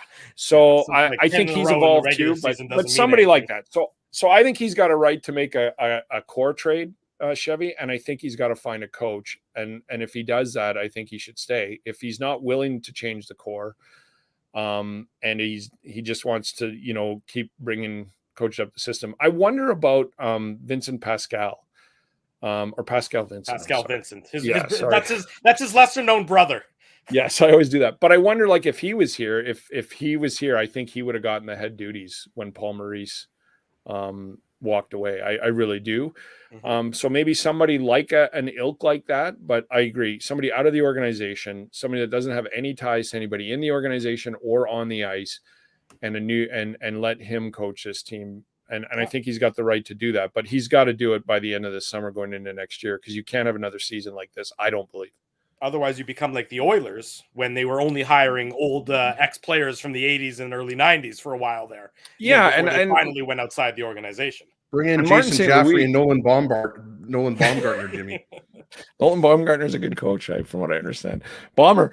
But yeah, so I think it needs something fresh. And I understand loyalty. I'm a very loyal guy myself. I don't harp on True North for that. I think you need that in an organization, especially in a market like this, where it's hard to get people to, do you want to coach in Montreal, Arizona, Seattle now, or do you want to come to Winnipeg? I know that's still a little tough, but I think you go out of your way to get somebody like that and let them go in a new direction. And I think that's Chevy's, last hire. Pick your guy, but your guy better work. And if it works, then I have no problem with how long he's here. But I have no problem with what he's done up until this point. Jim, last question for you here. And I wanted to go back to what you were talking about with trading Mark Scheifele, because 2 or 3 years ago, if any of us if you brought that up on your show, or if we brought that, up on when we were on TSN 1290, I mean, people would think we're absolutely crazy. That's only things that fans talk about after the Jets go on a losing streak, right? But I think you made a good point, because he's only got a couple of years left on his deal after this year. And Pierre-Luc Dubois most likely is going to be signed to a long-term deal, or as you mentioned, it could be a shorter-term deal. But I think we would all agree that Jets probably would like to sign him to that max term. Just, going back to what you were saying, you mentioned JT Miller or Chris Kreider, 2 players that I absolutely agree with you would look good in a Jets jersey. But and again, this might be, too easy of a comparison, but I think, you also have to explore trading Scheifele for a top defenseman. And I look at Seth Jones for Ryan Johansson, right? Look at where Nashville was. They had obviously, better depth than the Jets do on defense right now. But you look at where Nashville went after that trade and where Columbus went after that trade. Both teams benefited from that trade. And I realize Seth Jones last year was, the analytics nightmare, right? His analytics were terrible in Columbus. Columbus overall was terrible. But I guess that's the question I wanted to ask you. Is that maybe what the Jets need? Trade Scheifele. His salary is very attractive, right? Do you look at moving him 1-for-1 for a number 1 defenseman? Well, here's the thing. If you do it for JT Miller, and I've talked to some people about this out there in Vancouver, they want picks and prospects. Vancouver's rebuilding. So why would they want to Mark Scheifele? Well, I don't know. And the other thing is, guys, what and I think Dave made this earlier in your show. We all sit here, how many years did we go, we got to trade Mark Stewart? Why? Well, he's horrible. Well, why would a team want him then if you think he's horrible? And I don't think Mark was horrible, but I'm just using Chris Thorburn. You got to get rid of him and go get a Couturier. If you think these players are horrible and you're just a fan, not just a fan, I don't want to disrespect them, but if we're talking about this with you as fans and people that cover the team, if you think he's horrible, what makes you think another GM thinks he's outstanding? So people are aware, and that's what I mean about Scheifele too. Right now, I think other teams are well aware of his defensive deficiencies, but they might go, well, here we can get him to, there's that cachet that in a new program, new system, maybe we can get him to do these things because he's an elite talent. But I'm Vancouver wants picks. New York's going for it. So I think there might be something there. but they're not going to do a Kreider. They might do a Lafreniere because they're obviously upgrading on, he could be better than Scheifele eventually. But right now for a run, they're getting an upgrade in that. But a defenseman isn't a bad idea either. Like I'm all for that. And I'll reference Calgary again. Like I think one of the best free agent signings that nobody talks about anymore is Chris Tanev. And Vancouver didn't want to pay him. They gave what Calgary give Tanev? $5 million over 5 years. They gave Tyler Myers $6 million. And I mean that's Tanev's ridiculous. Tanev, in my mind, he doesn't have the points. He should be up for the Norris. He's having that good of a year. Look at his numbers defensively. He's one of the best defensive defensemen in the entire league. Speaking of ex-moves, right? Yeah, well, exactly. So, so those are the moves that I'm with you. Like a guy like that is now. I don't know if you need to do Scheifele for Tanev, but if there's a number one guy like a Seth Jones out there, I mean, we saw that in Nashville too, right? Like they shipped out Seth Jones to Columbus to get a guy like you mentioned. But then, so I'm all for that. And I'm for that because, look, I think Dubois is your number one center going forward. Even if Mark's here, I'm sorry. He's earned that so far. His impact has been way more significant than and that's the other question. Like we talked about Wheeler, but Wheeler's moved down the lineup into different positions without a question being asked. I wonder if Mark, going into next year goes, hey, do you mind being our number 2 guy and second power play or first power play, whatever. If he's willing to do that, he might be. I don't know, but the idea getting into defenseman because you got the option though, Jimmy. Why is it up to the player? I mean, anybody who's watched this team this year knows that Pierre-Luc Dubois has been more impactful than Mark Scheifele, basically from game 1. So the fact that Scheifele is playing more minutes than Dubois more often than not is to me still one of the most befuddling aspects of this entire team this season. Well, he's playing more minutes, Drew, because he scores more. As much as I like Pierre-Luc Dubois, this isn't a team that is starting the season and going, hey, how do we do this? This is a team that needs points and needs to win games. I know, but he hadn't been scoring more until the All-Star break. I get that. But out of the break, they didn't. I'm in agreement with you. And I'm in agreement with you, but this is the world we live in, Drew, and you and I are the same. It's the same as a Jack Roslovic conversation. I used to say, I can't imagine what Paul Maurice would like to say when Jack Roslovic comes down, sits down in his office and goes, I want to play more, or I want to trade. And Paul Maurice can't go there. There's the door, and I'll tell you when you're traded. And until then, work your butt off. You can't do that anymore. I think any coach would want to do that. And I think any coach would go, you want to trade. You got to be kidding me. What do you think your value is? But you can't. So, and I get that. Like I'm from that school of, hey, you're the second line center. And but any athlete knows that is the established player that he is. I don't have to do that. Get me out of here. Or I'll do it. But I mean, as much as we love Pierre-Luc Dubois, do we all remember how he got here? Yeah, he go have a shift way out of Columbus. Go have a shift, Pierre. And I love Pierre-Luc Dubois, and I think they should lock him up. But when guys are unhappy in this day and age, it's not like, so you have to manage that. And I think Paul Maurice got a bad rap for that because I can't imagine what he had to manage. Think of the meetings in his office daily, whether it was Laine, whether it was Jack Roslovic, whether it was Buff, whether it was how many days did it was like being like a high school principal, right, Jim? How many days did a coach for the Jets in the past 5 years go, hey, I didn't have a meeting today. This was awesome. Everybody's happy. So, but I'm with you. Like you just tell them that. That's fine. Then I'm with you too. But you don't just tell them. You go, hey, this is what we're doing. This is what we're thinking. Would you be okay with context? Yeah. Now, when there's some pushback, you go, well, I'm sorry. This is what we're doing. But I don't think you just go, hey, you're the second line guy. Well, no, I am, and I'm sorry. I mean, I was being glib, but you give context and you give an explanation and everything else, no question. But it's still, it shouldn't be on Scheifele to determine where he plays. On in the lineup, especially when his play has been superseded and surpassed by Dubois this season. To his credit, when asked, he said, "Look, I want to play with Wheeler and Connor." When he was asked, when Laine was still here, but he didn't. I don't know if he was adamant about that behind closed doors, saying, "No, I'm only playing with this." I don't want to speculate on that because I don't know that. But I am with you. Like I get it. I just think you have to manage it a little bit more. But I think we're on the same page. But for a D-man, I would do that too, Drew, because you got Perfetti, and I think Perfetti's going to come in. I think you got Gustafsson coming along. But the problem with that is with getting the top end D-man is you're going to have to pay him, but also you've got that gap. Like, I love everything about David Gustafsson, but is he ready to be a third liner and put up points and then move Lowry down? Like, is Perfetti ready to be the second line center on this team?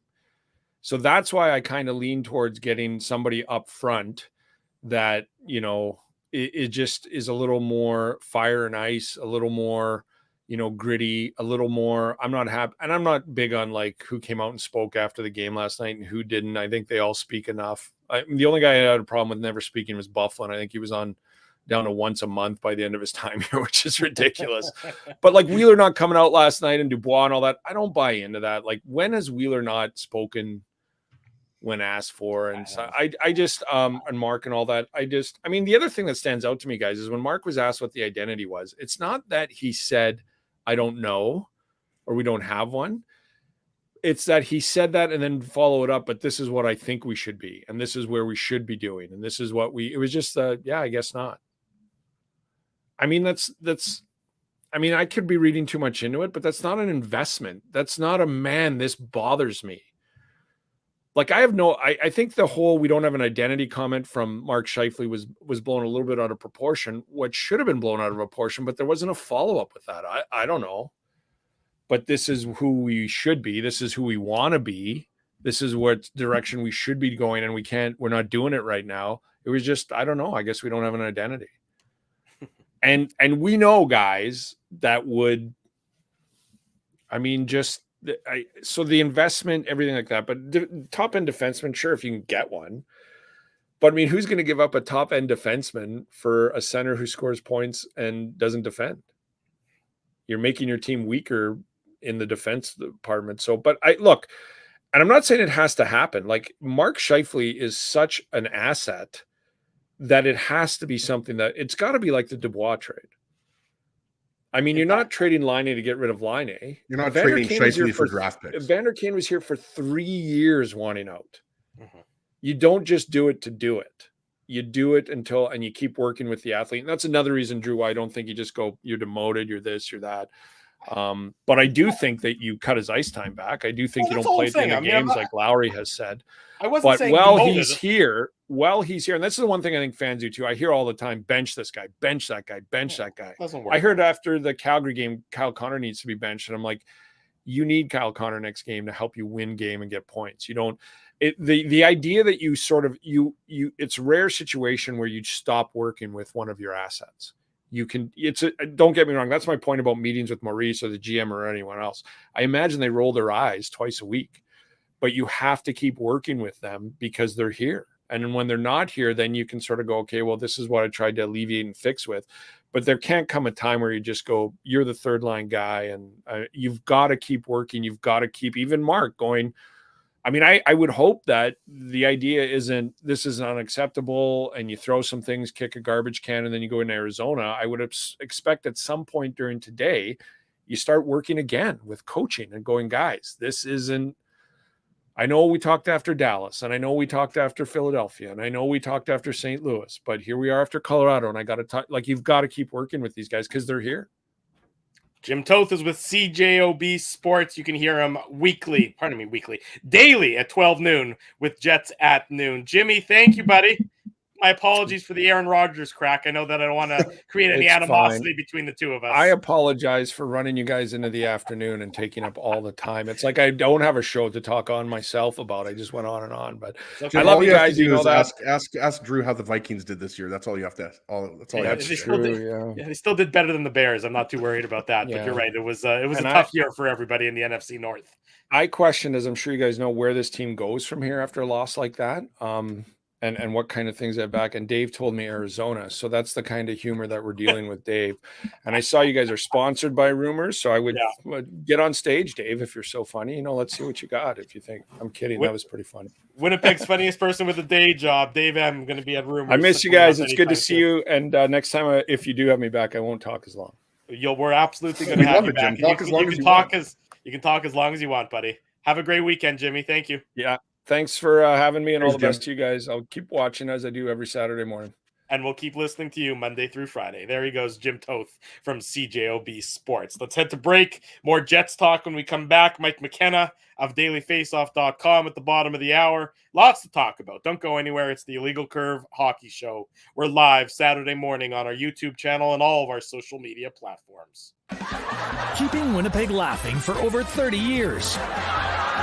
Rumors, Canada's longest-running comedy club, bringing you the biggest laughs from the best comedians on the planet. Jerry Seinfeld, Chris Rock, Jon Stewart, Dennis Miller, Brad Garrett, the greats, and all the up-and-comers too. When was the last time you laughed out loud? Make it a great night out with friends, or book your office or birthday party. Even a fundraising event at Rumors. Get all the details and dates on upcoming shows at rumorscomedyclub.com. Hi, Ez. A strange question for you. But why are you lying on the ground being crushed by a piano? Well, Drew, I definitely tried to carry this baby grand piano down the stairs by myself, and somehow I failed miserably. Right. Yeah, I'm sorry. That was a silly question on my part. My apologies. Would you like me to call Rolly's Transfer Moving and Storage to help you move the piano? They are the most experienced piano moving company in Winnipeg, after all. Yes, please call Rolly's and hurry. This piano is very, very heavy. Rolly's Transfer Moving and Storage offers stress-free residential moving services while taking great care of your personal belongings, including your piano. At Rolly's, no job is too big or too small. For more information, visit rollys.com. Hi, it's Drew from Illegal Curve here. Selling your home can be stressful, but it wasn't for me. Thanks to my friends at Zappia Group Realty, they made the process so easy. My home sold within 48 hours and with multiple offers. Zappia Group Realty took care of everything with their exquisite customer service and attention to detail. If you want to sell your home for more in less time, get started by talking to Frank and Mauro Zappia of Zappia Group Realty. Online at zappiagroup.com. Hey, it's Aaron from Bernstein's Deli. That's right, Ezzy. I'm the guy who makes all your sandwich dreams come true. So when you think Illegal Curve, what comes to you? How about juicy chicken schnitzel, grilled salami, fried onions, melted cheddar cheese, and honey mustard on toasted thick-cut city rye bread? Man, that's like the holy grail of sandwiches. And so it shall be known as the Illegal Curve Sandwich. The Illegal Curve Sandwich. Try it today at Bernstein's Deli. Find us at Corridon and Lanark or online at bernsteinsdeli.com. Hey, Drew. Ezzy, whoa, what a smile! Yeah, I got my crowns done at Linden Market Dental Center, and they whiten my teeth. I see. They're so bright that every time I smile, they go, "We have hockey tonight. Do you have a mouth guard to protect those pearly whites?" I sure do. Whoa, they even ting through the mouth guard. Linden Market Dental Center covers all your dental needs, from restorative to cosmetic dentistry, and will fit you with a sports guard for that active lifestyle. 877 Waverly. See lindenmarketdental.com. So you're a pizza person, you married a wing person, but somehow your kids are salad people. You can't pick your fam, but you can pick your BP meal deal, starting from $18.99 for takeout or delivery at bostonpizza.com.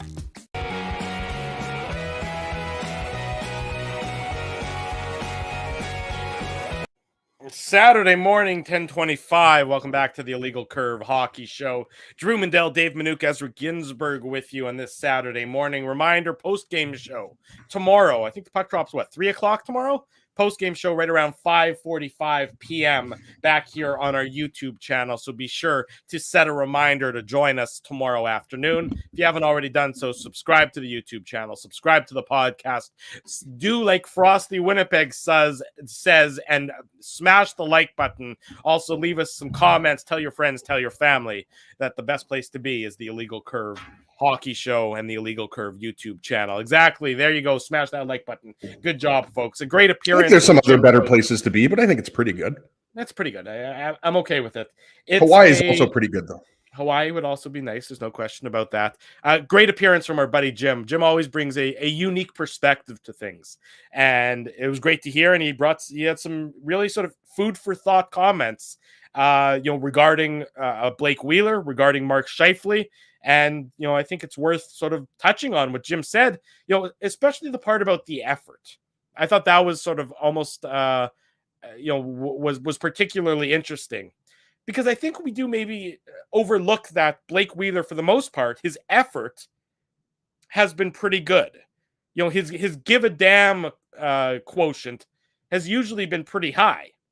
The effectiveness on that give a damn might not be as high, but that's just a function of age. That's a function of a declining skill set. It's Scheifele, whose give a damn factor probably hasn't been where it needs to be. Not probably, definitely hasn't been where it needs to be, guys. Yeah, but it goes back to what I was saying last night after the really disappointing loss in Denver. Like, it's a team game. The Jets lose as a team, and I just think their defensive effort, again, it was on display, right? Like we talked about it on several of the goals, whether it's a bad line change or it's Nate Schmidt having the puck, a forced turnover from Nathan McKinnon, or Kyle Connor losing a battle.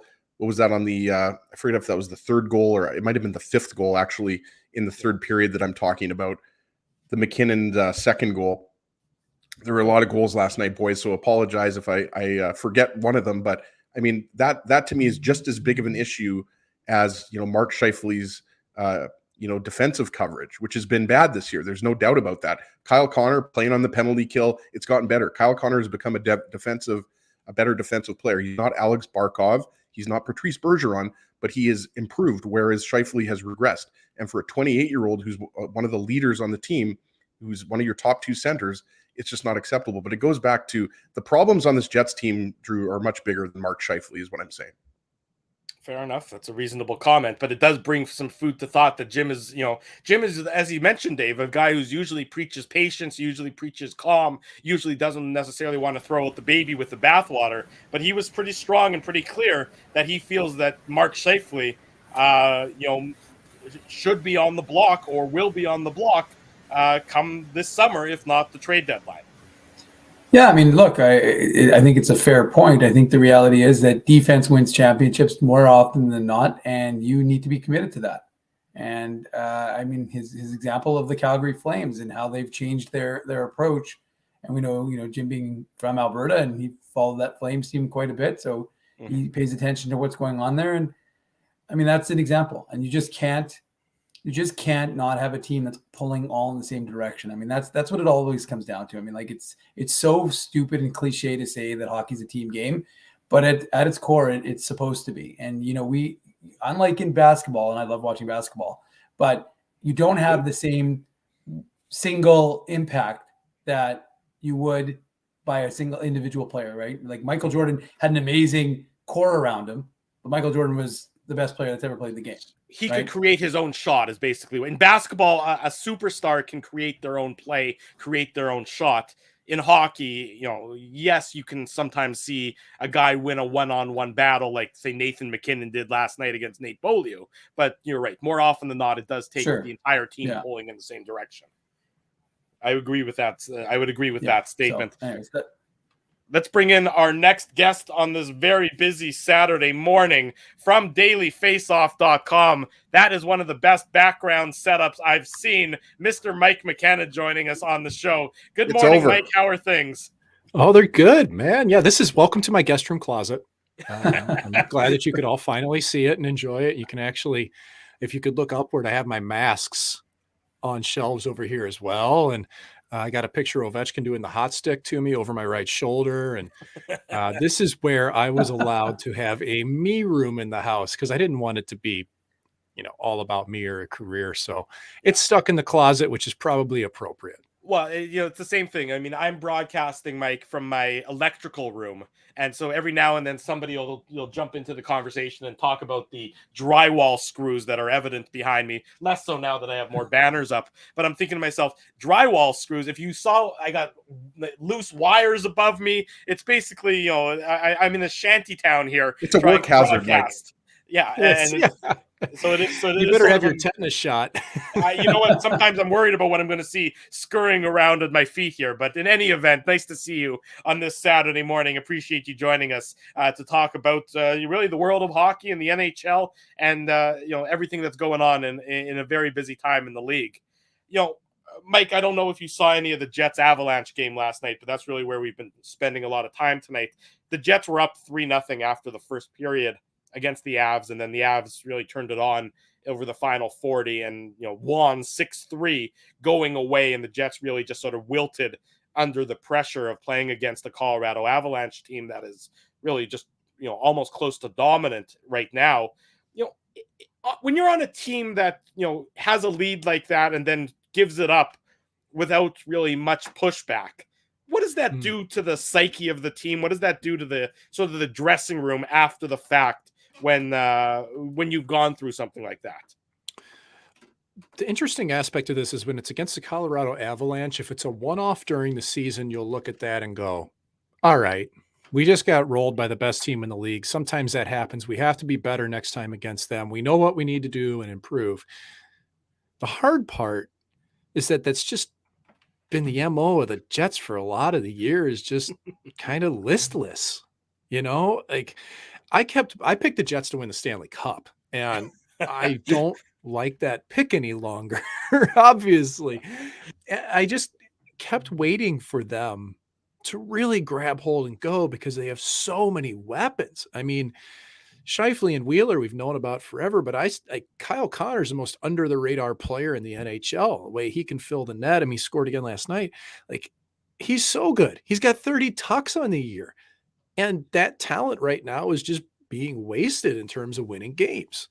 And I like the moves that they did in the side. I like bringing in Schmidt. I like bringing in Dillon. I thought they would jumpstart the offense to be able to get them out of these funks, moving it from the back end. Well, it didn't happen last night. And against, again, one of the best teams, if not the best team, I think, in the league.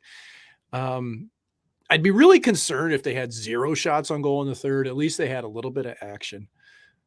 But it's tough in the room when that happens consistently through a year. And that's when it becomes cyclical. And that's when you can't force yourself out of these funks. Because in the back of the head, you're just thinking, we're not actually that team. And that's where I think it is. It takes an extended run of realistically 8 or 10 games where you may not need to win them all, but you need to play well. And you need to know you were in those games for you to believe. And I just don't think the Jets believe right now.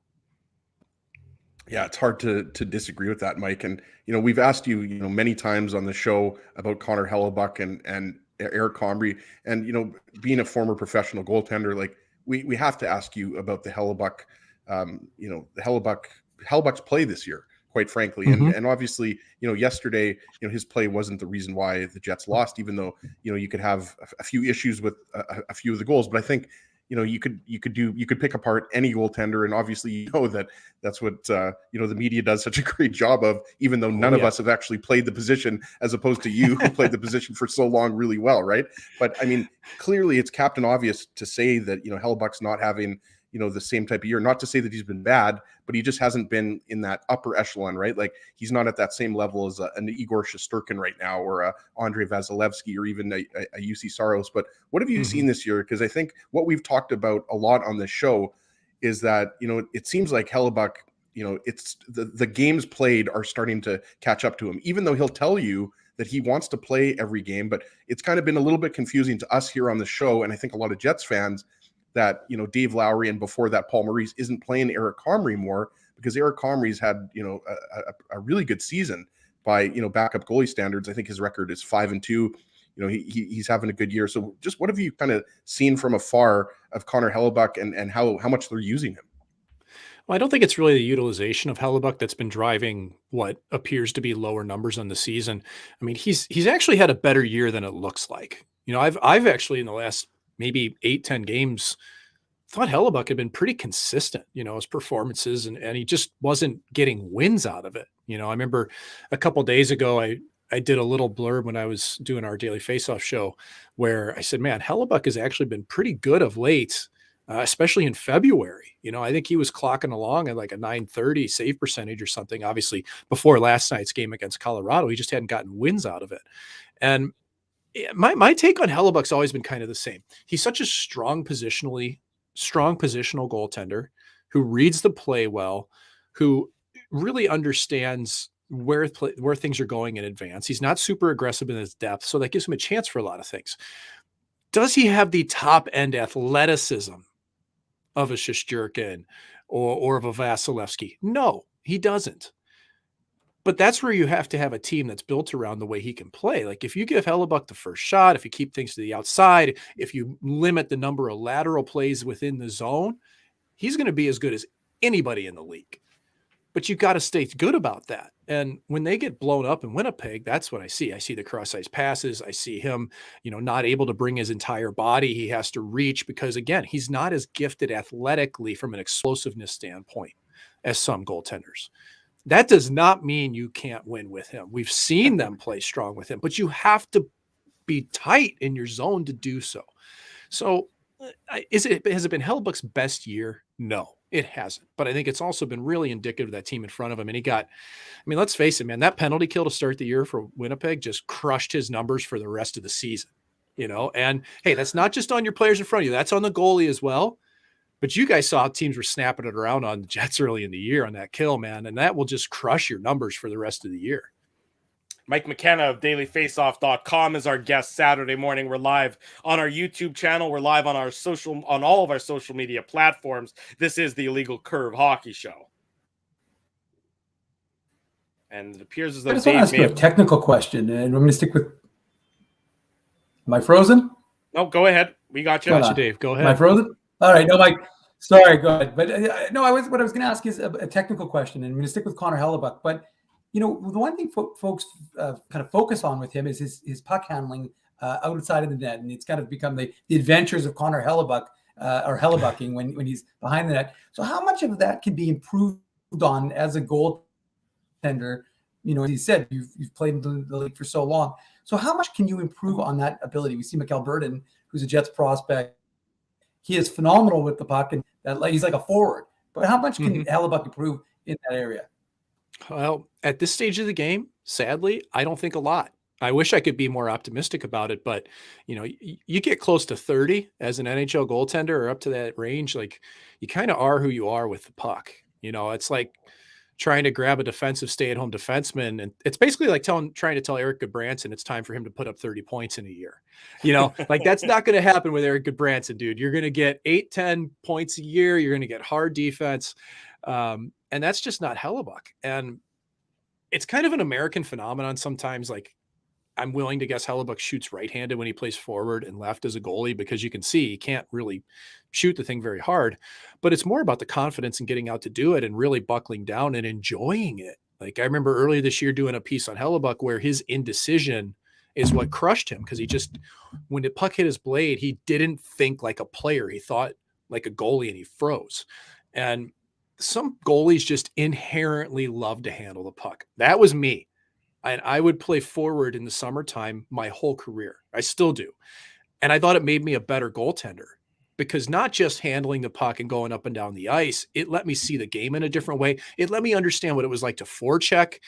And I think that those are things that can help. But man, you're not going to get many goalies that are suddenly going to go in the summertime and play like I did. And when you have that big of a contract, right? If you're getting out on the ice, you're going to do it as a goalie. For me, if I got hurt in the summer playing forward, I was like, whatever, I'm not making enough anyway.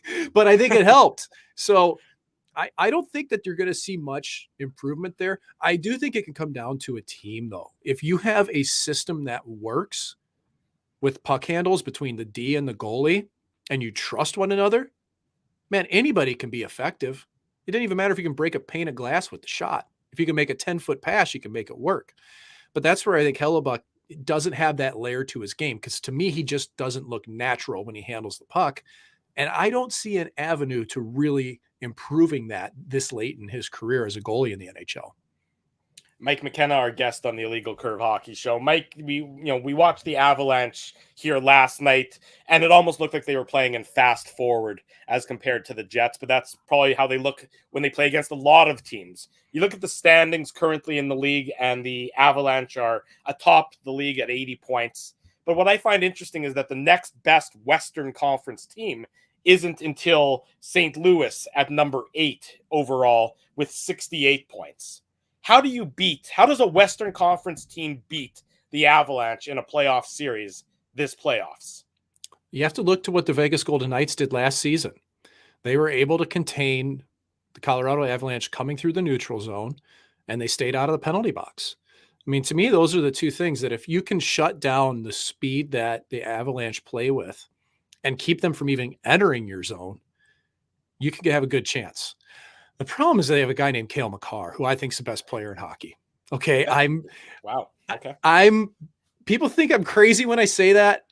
And no, I don't, Mike. Guy, he takes my breath away to watch, man. And the crazy part is I think Adam Fox is like right there too. He's not that far off. Like, we're seeing mobile defensemen become premier players in this game. And it's of course overshadowed by what McDavid occasionally does. And, even Huberdeau having a great season, like you naturally look to the forwards.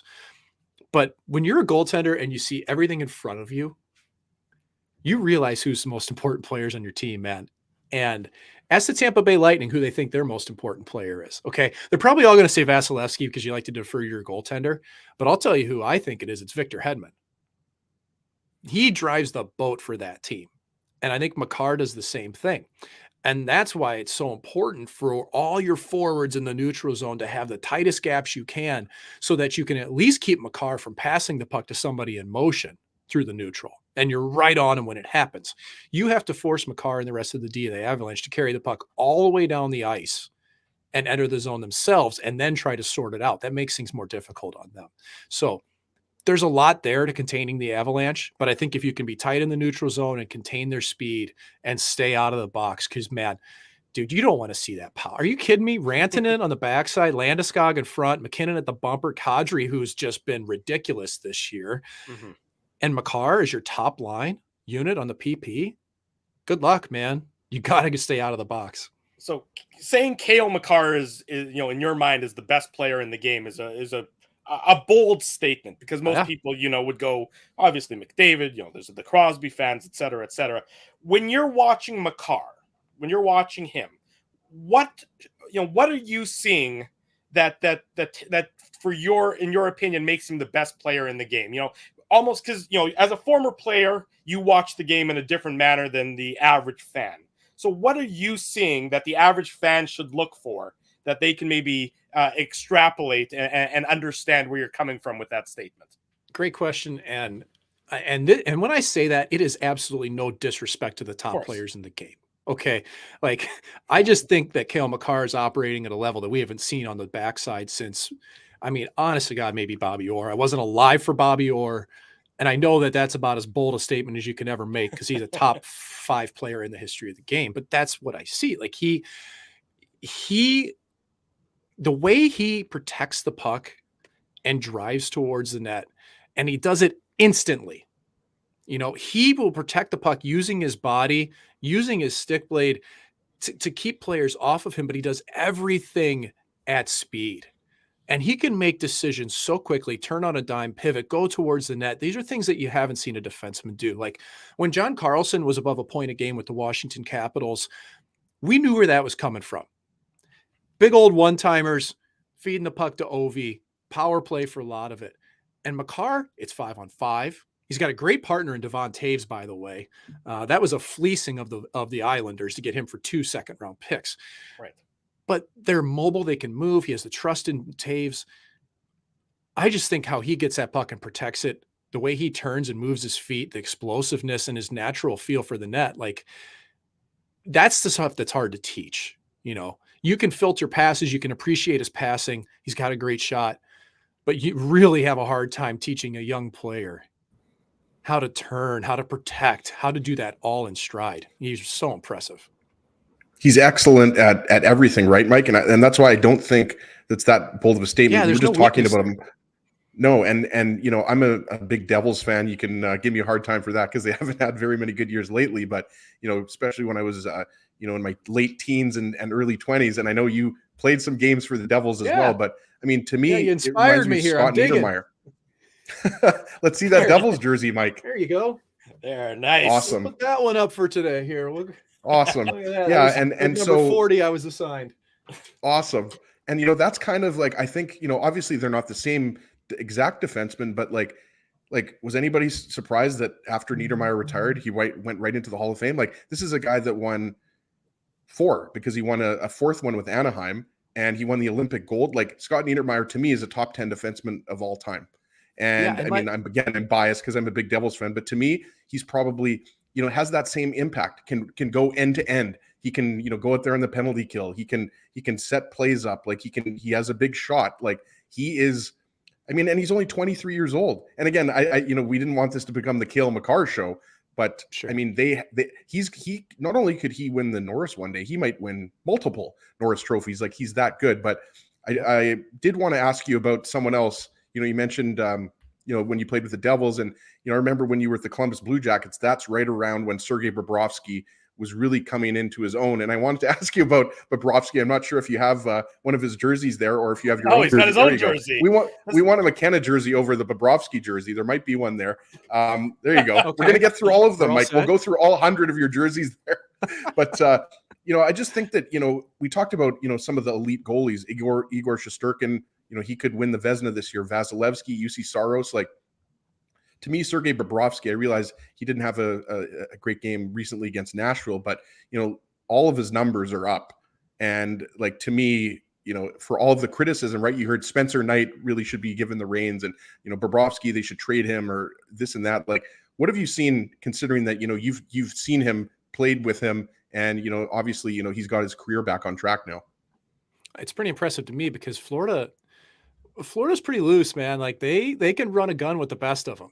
Okay. Like, I would hesitate to call them a tight defensive team. And I think you really see that when Spencer Knight plays. Like, Knight hasn't been great this year. I've actually been surprised that Florida at this stage of the game hasn't picked up goaltending depth looking towards playoffs. I know they got Johansson from Colorado previously this year for some depth, but Knight's got all the skill in the world, but you got to learn how to play at that level. And I watch him play outside the crease in the white ice, and it's like, dude, that's just not working in the NHL. Like, you need to dial that back. Like, you got to play in your crease or you'll get exposed laterally, and that's what's happening. The crazy part is he plays with a goaltender in Bobrovsky who can do that because he's so explosive and Gumby-like and flexible, and it doesn't really give a good frame of reference for Knight to look at. Like, he needs someone who stayed back deeper, Luongo type, to look at and play that way. For me, Bobrovsky, it's kind of been a tough year for me to gauge with him because he's obviously got his mojo back. Like, his numbers are good. They're not crazy, but I don't think they'd be crazy with that team in front of him. Like, I think realistically with the Panthers, the way they play, if you can put up a 9-10 over the course of the year, that's really what you need. And it bears out in his win-loss. 26-5. 26-5-3, man. You can't argue that. Like, he's winning games this year that I think last year, the year before, he was letting those games go. Like, he was so far in his own head. He was in a new system, a new environment, new goalie coach, all those things. And he had everything built around him by this club. It can take time. And I think you've seen a great example, Darcy Kemper in Colorado this year. His game didn't take off until about mid-December or so when he came back from injury. And he also got Pavel Francouz back, which has been a security blanket for him, much like Antti Raanta was for Kemper in Arizona. That seems to affect him in a positive way, having a backup that can play. For Bob, it hasn't mattered a bit. He's just gone out and done his thing. So I don't think he's a very different goaltender. I think he's just more confident. And I think that on top of that confidence, he knows the team around him, the system around him, when he can push to be aggressive, when he needs to hang back. Mike, last question for you. You talk about the Panthers there. They're 3rd overall in the league, just behind them, the perennial and defending Stanley Cup champion, the Tampa Bay Lightning. Why don't the Lightning win the East again? They seem to have everything in place. Maybe the depth isn't as good as it was the last couple years, but from your estimation, why don't they win the East? Unless you, of course, feel like they will. Oh man, are we putting my Swami hat on is always so difficult to try to predict a winner. Right. And to bet against the Tampa Bay Lightning is probably a fool's errand, even though it may not happen. The reason why I would take Tampa Bay over Florida is because I think Tampa not only has the experience of winning. We all hear that all the time. Well, they've won before. Well, yeah, that matters. It's been 2 straight. But they play a harder game for me than Florida. And I look at that 4th line and I look at Corey Perry knocking on 30 points on the 4th line and just how greasy that dude is and how hard he is to play against in front of the net. Pat Maroon in the same boat. Like even Belmar, man, he's a thorn. He's hard to play against. And not that I think Florida's a pushover by any stretch, but I don't think they have that same level of grit that Tampa does. Tampa's got a really well-constructed roster, especially considering the players that have moved in and moved out in recent years. Goudreau and Coleman, who are huge pieces. Gianni Gord even out of the mix. Tampa has managed to backfill that with players who I think fill those roles very well. And of course, they have the defensemen, man. Like, dude, we forget how good Sergachev is. If you watch him go up and down, like deep into the zone, like if he wasn't on Tampa, he'd be a number 1 defenseman for somebody. Like, and then you got McDonough on top of that, Bogosian. Like, Tampa's deep and they can play strong. But Florida's just so good offensively, and Huberdeau's having such a good year, and Ekblad as well. So, tell you what, I'd love to see those teams go head to head. It'd be fun. I think the East is going to be such an incredible battle when you look up and down. But more importantly, Mike, Drew asked you about the Lightning, and of course, you played for the Lightning. We need to see the Lightning Mckenna jersey. Oh, man, I blew it, didn't I? Let's get that one out. I'm sorry. Here. Look at that. We've done pretty good so far. I feel like we could do this. What about Arizona? We could do this for another half an hour. Yeah, let's see all of them. Nobody wants to ask about Arizona, though. That's the problem. No one wants to ask about the Coyotes. Hey, I bet I'm just surprised with all Mike's different numbers. Let's stop beating up on the Coyotes, man. Like, I'm sorry, it's an easy, low-hanging fruit because it's an absolute joke. They're playing in a 5,000-seat arena. But I'm telling you, I'm trying to be positive here and thinking that might actually turn out being a lot of fun to play in and see a game. Okay, so I'm trying to keep this positive frame of mind. Yep. Because, man, if they ever get shovels in the ground and actually build an arena in Tempe or Scottsdale, it really could work, man. It wasn't ever going to happen in Glendale, but it could in those cities. I hope it does. I'm sick of beating up on that team, everybody. So trying to keep that positive mind frame. You're absolutely right. It's all about the geography. Glendale was the easy solution, but there's not the base there. There's not the population base that Scottsdale and Tempe and Phoenix have. And the money. Well, of course it's about the money. That's where the money is in Scottsdale, dude. Same thing that look. It was however it was. Drew is Mr. Scottsdale, Mike. He vacations there. Spends his winters there. So you go to the Ferrari dealership that's there. That's right. They know me by name there. Yeah. I walk in, they say, "Sir, please leave." That's immediately what happens. We have a good rapport. We have a good relationship. Mike Mckenna's with dailyfaceoff.com. Mike, keep Frank in check. Tell him not to get out of hand, or you might have to give him a cross check to the ribs or something. Mike, Frank picked the Jets as well, right? So you're not alone. I mean, there are a lot of people picked the Jets to win the cup at the beginning of the season. So, I mean, it's been tough. So hopefully they're able to stick in the playoff race, but it's time's running out for them, unfortunately. Yeah, I'd like to see it change. There's some good dudes there. I like a lot of people on that team. I'd love to see them have some success down the road here. Thank you, Mike. Have a great weekend, buddy. You too, guys. Thanks for having me. Here's Mike. Take care. There he goes, Mike Mckenna from dailyfaceoff.com. We'll take our final break and come back and wrap this Saturday morning edition of the Illegal Curve Hockey Show. Don't go anywhere. Drew Mindell, Dave Minuk, Ezra Ginsburg we're with you. Stay tuned for more of the IC Hockey Show. Keeping Winnipeg laughing for over 30 years. Rumors, Canada's longest-running comedy club, bringing you the biggest laughs from the best comedians on the planet. Jerry Seinfeld, Chris Rock, Jon Stewart, Dennis Miller, Brad Garrett, the greats, and all the up-and-comers too. When was the last time you laughed out loud? Make it a great night out with friends, or book your office or birthday party. Even a fundraising event at Rumors. Get all the details and dates on upcoming shows at rumorscomedyclub.com. Hi, Ez. A strange question for you. But why are you lying on the ground being crushed by a piano? Well, Drew, I definitely tried to carry this baby grand piano down the stairs by myself, and somehow I failed miserably. Right. Yeah, I'm sorry. That was a silly question on my part. My apologies. Would you like me to call Rolly's Transfer Moving and Storage to help you move the piano? They are the most experienced piano moving company in Winnipeg, after all. Yes, please call Rolly's and hurry. This piano is very, very heavy. Rolly's Transfer Moving and Storage offers stress-free residential moving services while taking great care of your personal belongings, including your piano. At Rolly's, no job is too big or too small. For more information, visit rollys.com. Hi, it's Drew from Illegal Curve here. Selling your home can be stressful, but it wasn't for me. Thanks to my friends at Zappia Group Realty, they made the process so easy. My home sold within 48 hours and with multiple offers. Zappia Group Realty took care of everything with their exquisite customer service and attention to detail. If you want to sell your home for more in less time, get started by talking to Frank and Mauro Zappia of Zappia Group Realty. Online at zappiagroup.com. Hey, it's Aaron from Bernstein's Deli. That's right, Ezzy. I'm the guy who makes all your sandwich dreams come true. So when you think Illegal Curve, what comes to you? How about juicy chicken schnitzel, grilled salami, fried onions, melted cheddar cheese, and honey mustard on toasted thick-cut city rye bread? Man, that's like the holy grail of sandwiches. And so it shall be known as the Illegal Curve sandwich. The Illegal Curve sandwich. Try it today at Bernstein's Deli. Find us at Corridon and Lanark or online at bernsteinsdeli.com. Hey, Drew.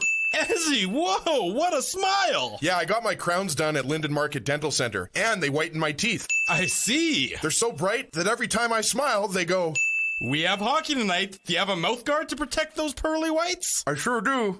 Whoa, they even ting through the mouth guard. Linden Market Dental Center covers all your dental needs from restorative to cosmetic dentistry and will fit you with a sports guard for that active lifestyle. 877 Waverly. See lindenmarketdental.com. So you're a pizza person, you married a wing person, but somehow your kids are salad people. You can't pick your fam, but you can pick your BP meal deal, starting from $18.99 for takeout or delivery at bostonpizza.com.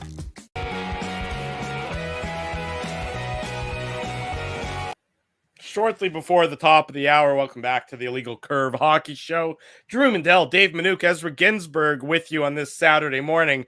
Gents, I don't know about you, but this morning's program just absolutely flew by from my perspective. A big thank you to Jim Toth, who joined us in hour number 1 and part of hour number 2 for some in-depth conversations about the Jim was fired up. It's all good. It is all good. Of course, anybody who wants to bring the heat is something that we always appreciate here on this program. And Mike Mckenna just concluded with him. He always is a great discussion and a great analyst. And he said that Cale Makar is the best player in the NHL in his estimation, which is certainly a bold comment that I think probably caught a few people off guard. A fun Saturday morning from my perspective, gentlemen. Absolutely. And again, it goes back to what I said to Mike, like, Makar is 23 years old. Like, we just saw him yesterday. How good is this guy going to be when he's 26, 27, 28? The answer is very good, because he's already very good. So, I mean, like, I don't think it's that far off. He's in the conversation for best defenseman. Yeah, best defenseman. He's absolutely. I mean, like, look at Adam Fox. He's on the throne right now. Victor Hedman, he's still near the throne. And I still think Roman Josi is an unbelievable defenseman. So Fox, Hedman, Josi, they're it's tough to. I mean, you'd throw in maybe John Carlson just offensively, even though maybe his numbers aren't where they were previously. But Makar's in that conversation. I think he's at the very least a top 5 defenseman right now. No question about it. The Jets practice later on this afternoon, Dave M. If I'm not mistaken, what is it? 2:30 or 3:30 Central Time, given that they're in the Mountain Time Zone. It's sort of it's an afternoon practice for the Jets. I think probably at the same time that the Moose game is going on. If I've got my time. Yeah, I think it's 1:30 Mountain. 1:30 Mountain, which is 2:30 Central, of course, which means that apparently it's a little bit nicer in Arizona than it is here.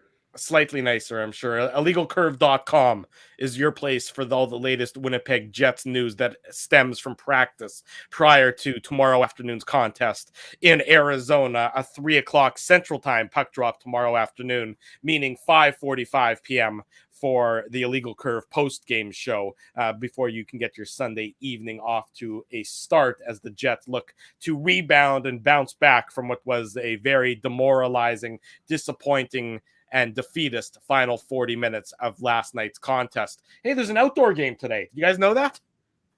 So there's a game in Nashville. Is that Navy game? No, this is the game between the Predators and the Lightning are playing outdoors at Nissan Stadium in Nashville later on tonight. We were there. We were there for a Titans football game for Richie P's. The last time they ever had live fireworks in an NFL game, I believe, because if you recall, field caught on fire. The field caught on fire and burnt in the first. Well, that's what happened. That's what happens when Illegal Curve goes down south. Like when we go to Texas or we go to Tennessee, that's what happens. They're just explosions follow us. It's true. I was like, it looked like, I mean, I thought that was good. It looked very close to getting out of control. You know, the pyro when the team was running on the field, then all of a sudden the field is aflame and the fire appeared to be spreading. I'm like, this might be something we want to take care of, everyone. Well, I imagine you guys remember this. There's no doubt in my mind that you guys remember us because Big Daddy had his shirt off for the majority of the game. But that, I believe they said that was the hottest game in memory. Like it was, I don't know, remember what the temperature was. It was probably in the 90s, but you guys remember how hot it was? That was 3 years ago, or almost 3 years ago. So that's why it was even more troubling that there was this massive fire on the field when it was already just the hottest. But, or am I thinking of Texas, Oklahoma? I might be thinking of the wrong game. No, I'm thinking of the Titans game. It was really hot. It was very hot in the Titans game. Yeah. It was hot it wasn't quite as hot for the Red River Showdown between Texas and Oklahoma in Dallas. Cotton Bowl. Went to. Hook 'em. Yeah, a couple years before that. But yeah, it was hot. In fact, it was so hot, Ezzy, that you were sweating. It was actually your sweat that put out the fire. That's what they used to douse the fire. That's good, Drew. That's good. That's good. It accumulated so much. Yeah. In any event, we thank everyone for joining us this Saturday morning. Yes, Dave, you got your finger up. Go ahead. What do you have? Well, I've got 4 more tickets for the Cole Perfetti bobblehead game tomorrow. If anybody wants them, that's a Sunday. It's a 2 p.m. start it'll finish off the series against the Chicago Wolves. Starts today at 2 p.m. and finishes tomorrow at 2 p.m. And so should be a good game. And you could be the winner well, not the winner, but you can walk out of there with your very own Cole Perfetti bobblehead. Where is it, Dave? I know you have one. I know you got one to show us, don't you? No, because the Jets weren't here, so I didn't get the hookup prior to the thing. But there's the Mikkel Burden one right there. Okay. And I'm not joking right now. Like, can we get a Dave Minuk bobblehead? Can we talk to True North about that? Like, at this point, I mean, you need your own bobblehead. I don't think anybody. I think maybe we'll do an Illegal Curve bobblehead, but I'm not so certain. I'm asking anybody else to do it for us. People want it. People have been talking. I think it'd be better if it was the 3 of us. Anyways, the point is, if you want to go to the Moose game tomorrow, great seats right behind the glass. Don't bang it. That's my only requirement when sitting in the Illegal Curve zone, as we're now calling it. And if you want to send me an email, dave@illegalcurve.com, or send me a message, I see Dave, and I will have. You can ask me. Someone that last week asked me for 1 ticket. Someone asked me for 3. It doesn't matter. You can have all of them. You can share them. Just it's a good opportunity to go watch young prospects playing hockey, and David Gustafson's back, and they've got, like we talked about, all those young Jets draft picks, Philly Heinola, and it's a good opportunity to see them before you have to go to the NHL. So enjoy. There you go. Email Dave@illegalcurve.com, or send him a DM on Twitter @ICDave if you want to go to the Moose game tomorrow afternoon against the Chicago Wolves. As we mentioned, the post-game show tomorrow, right around 5:45 p.m. We'll see you back here for that. For Dave Minuk, for Ezra Ginsburg, I'm your host, Drew Mindell. Oh, got to say thank you to our sponsors. They're a key part of this show as well. Our friends at Rumors Restaurant and Comedy Club. As I mentioned, Jay from Jay and Silent Bob is coming to Rumors. Get your tickets now. RumorsComedyClub.com. Our friends at Tough Duck, Linden Market Dental Center, Zappia Group Realty, Bernstein's Deli, Boston Pizza, Seagram's, Rolly's Transfer, Grid Park support these fine businesses because of their continued support of Illegal Curve Hockey, the Illegal Curve postgame show, and the Illegal Curve Hockey Show. For Dave M., for Ezzy G., I'm your host, Drew Mindell. Thanks so much for joining us on the Illegal Curve Hockey Show. We'll see you tomorrow afternoon, right around 5:45 p.m.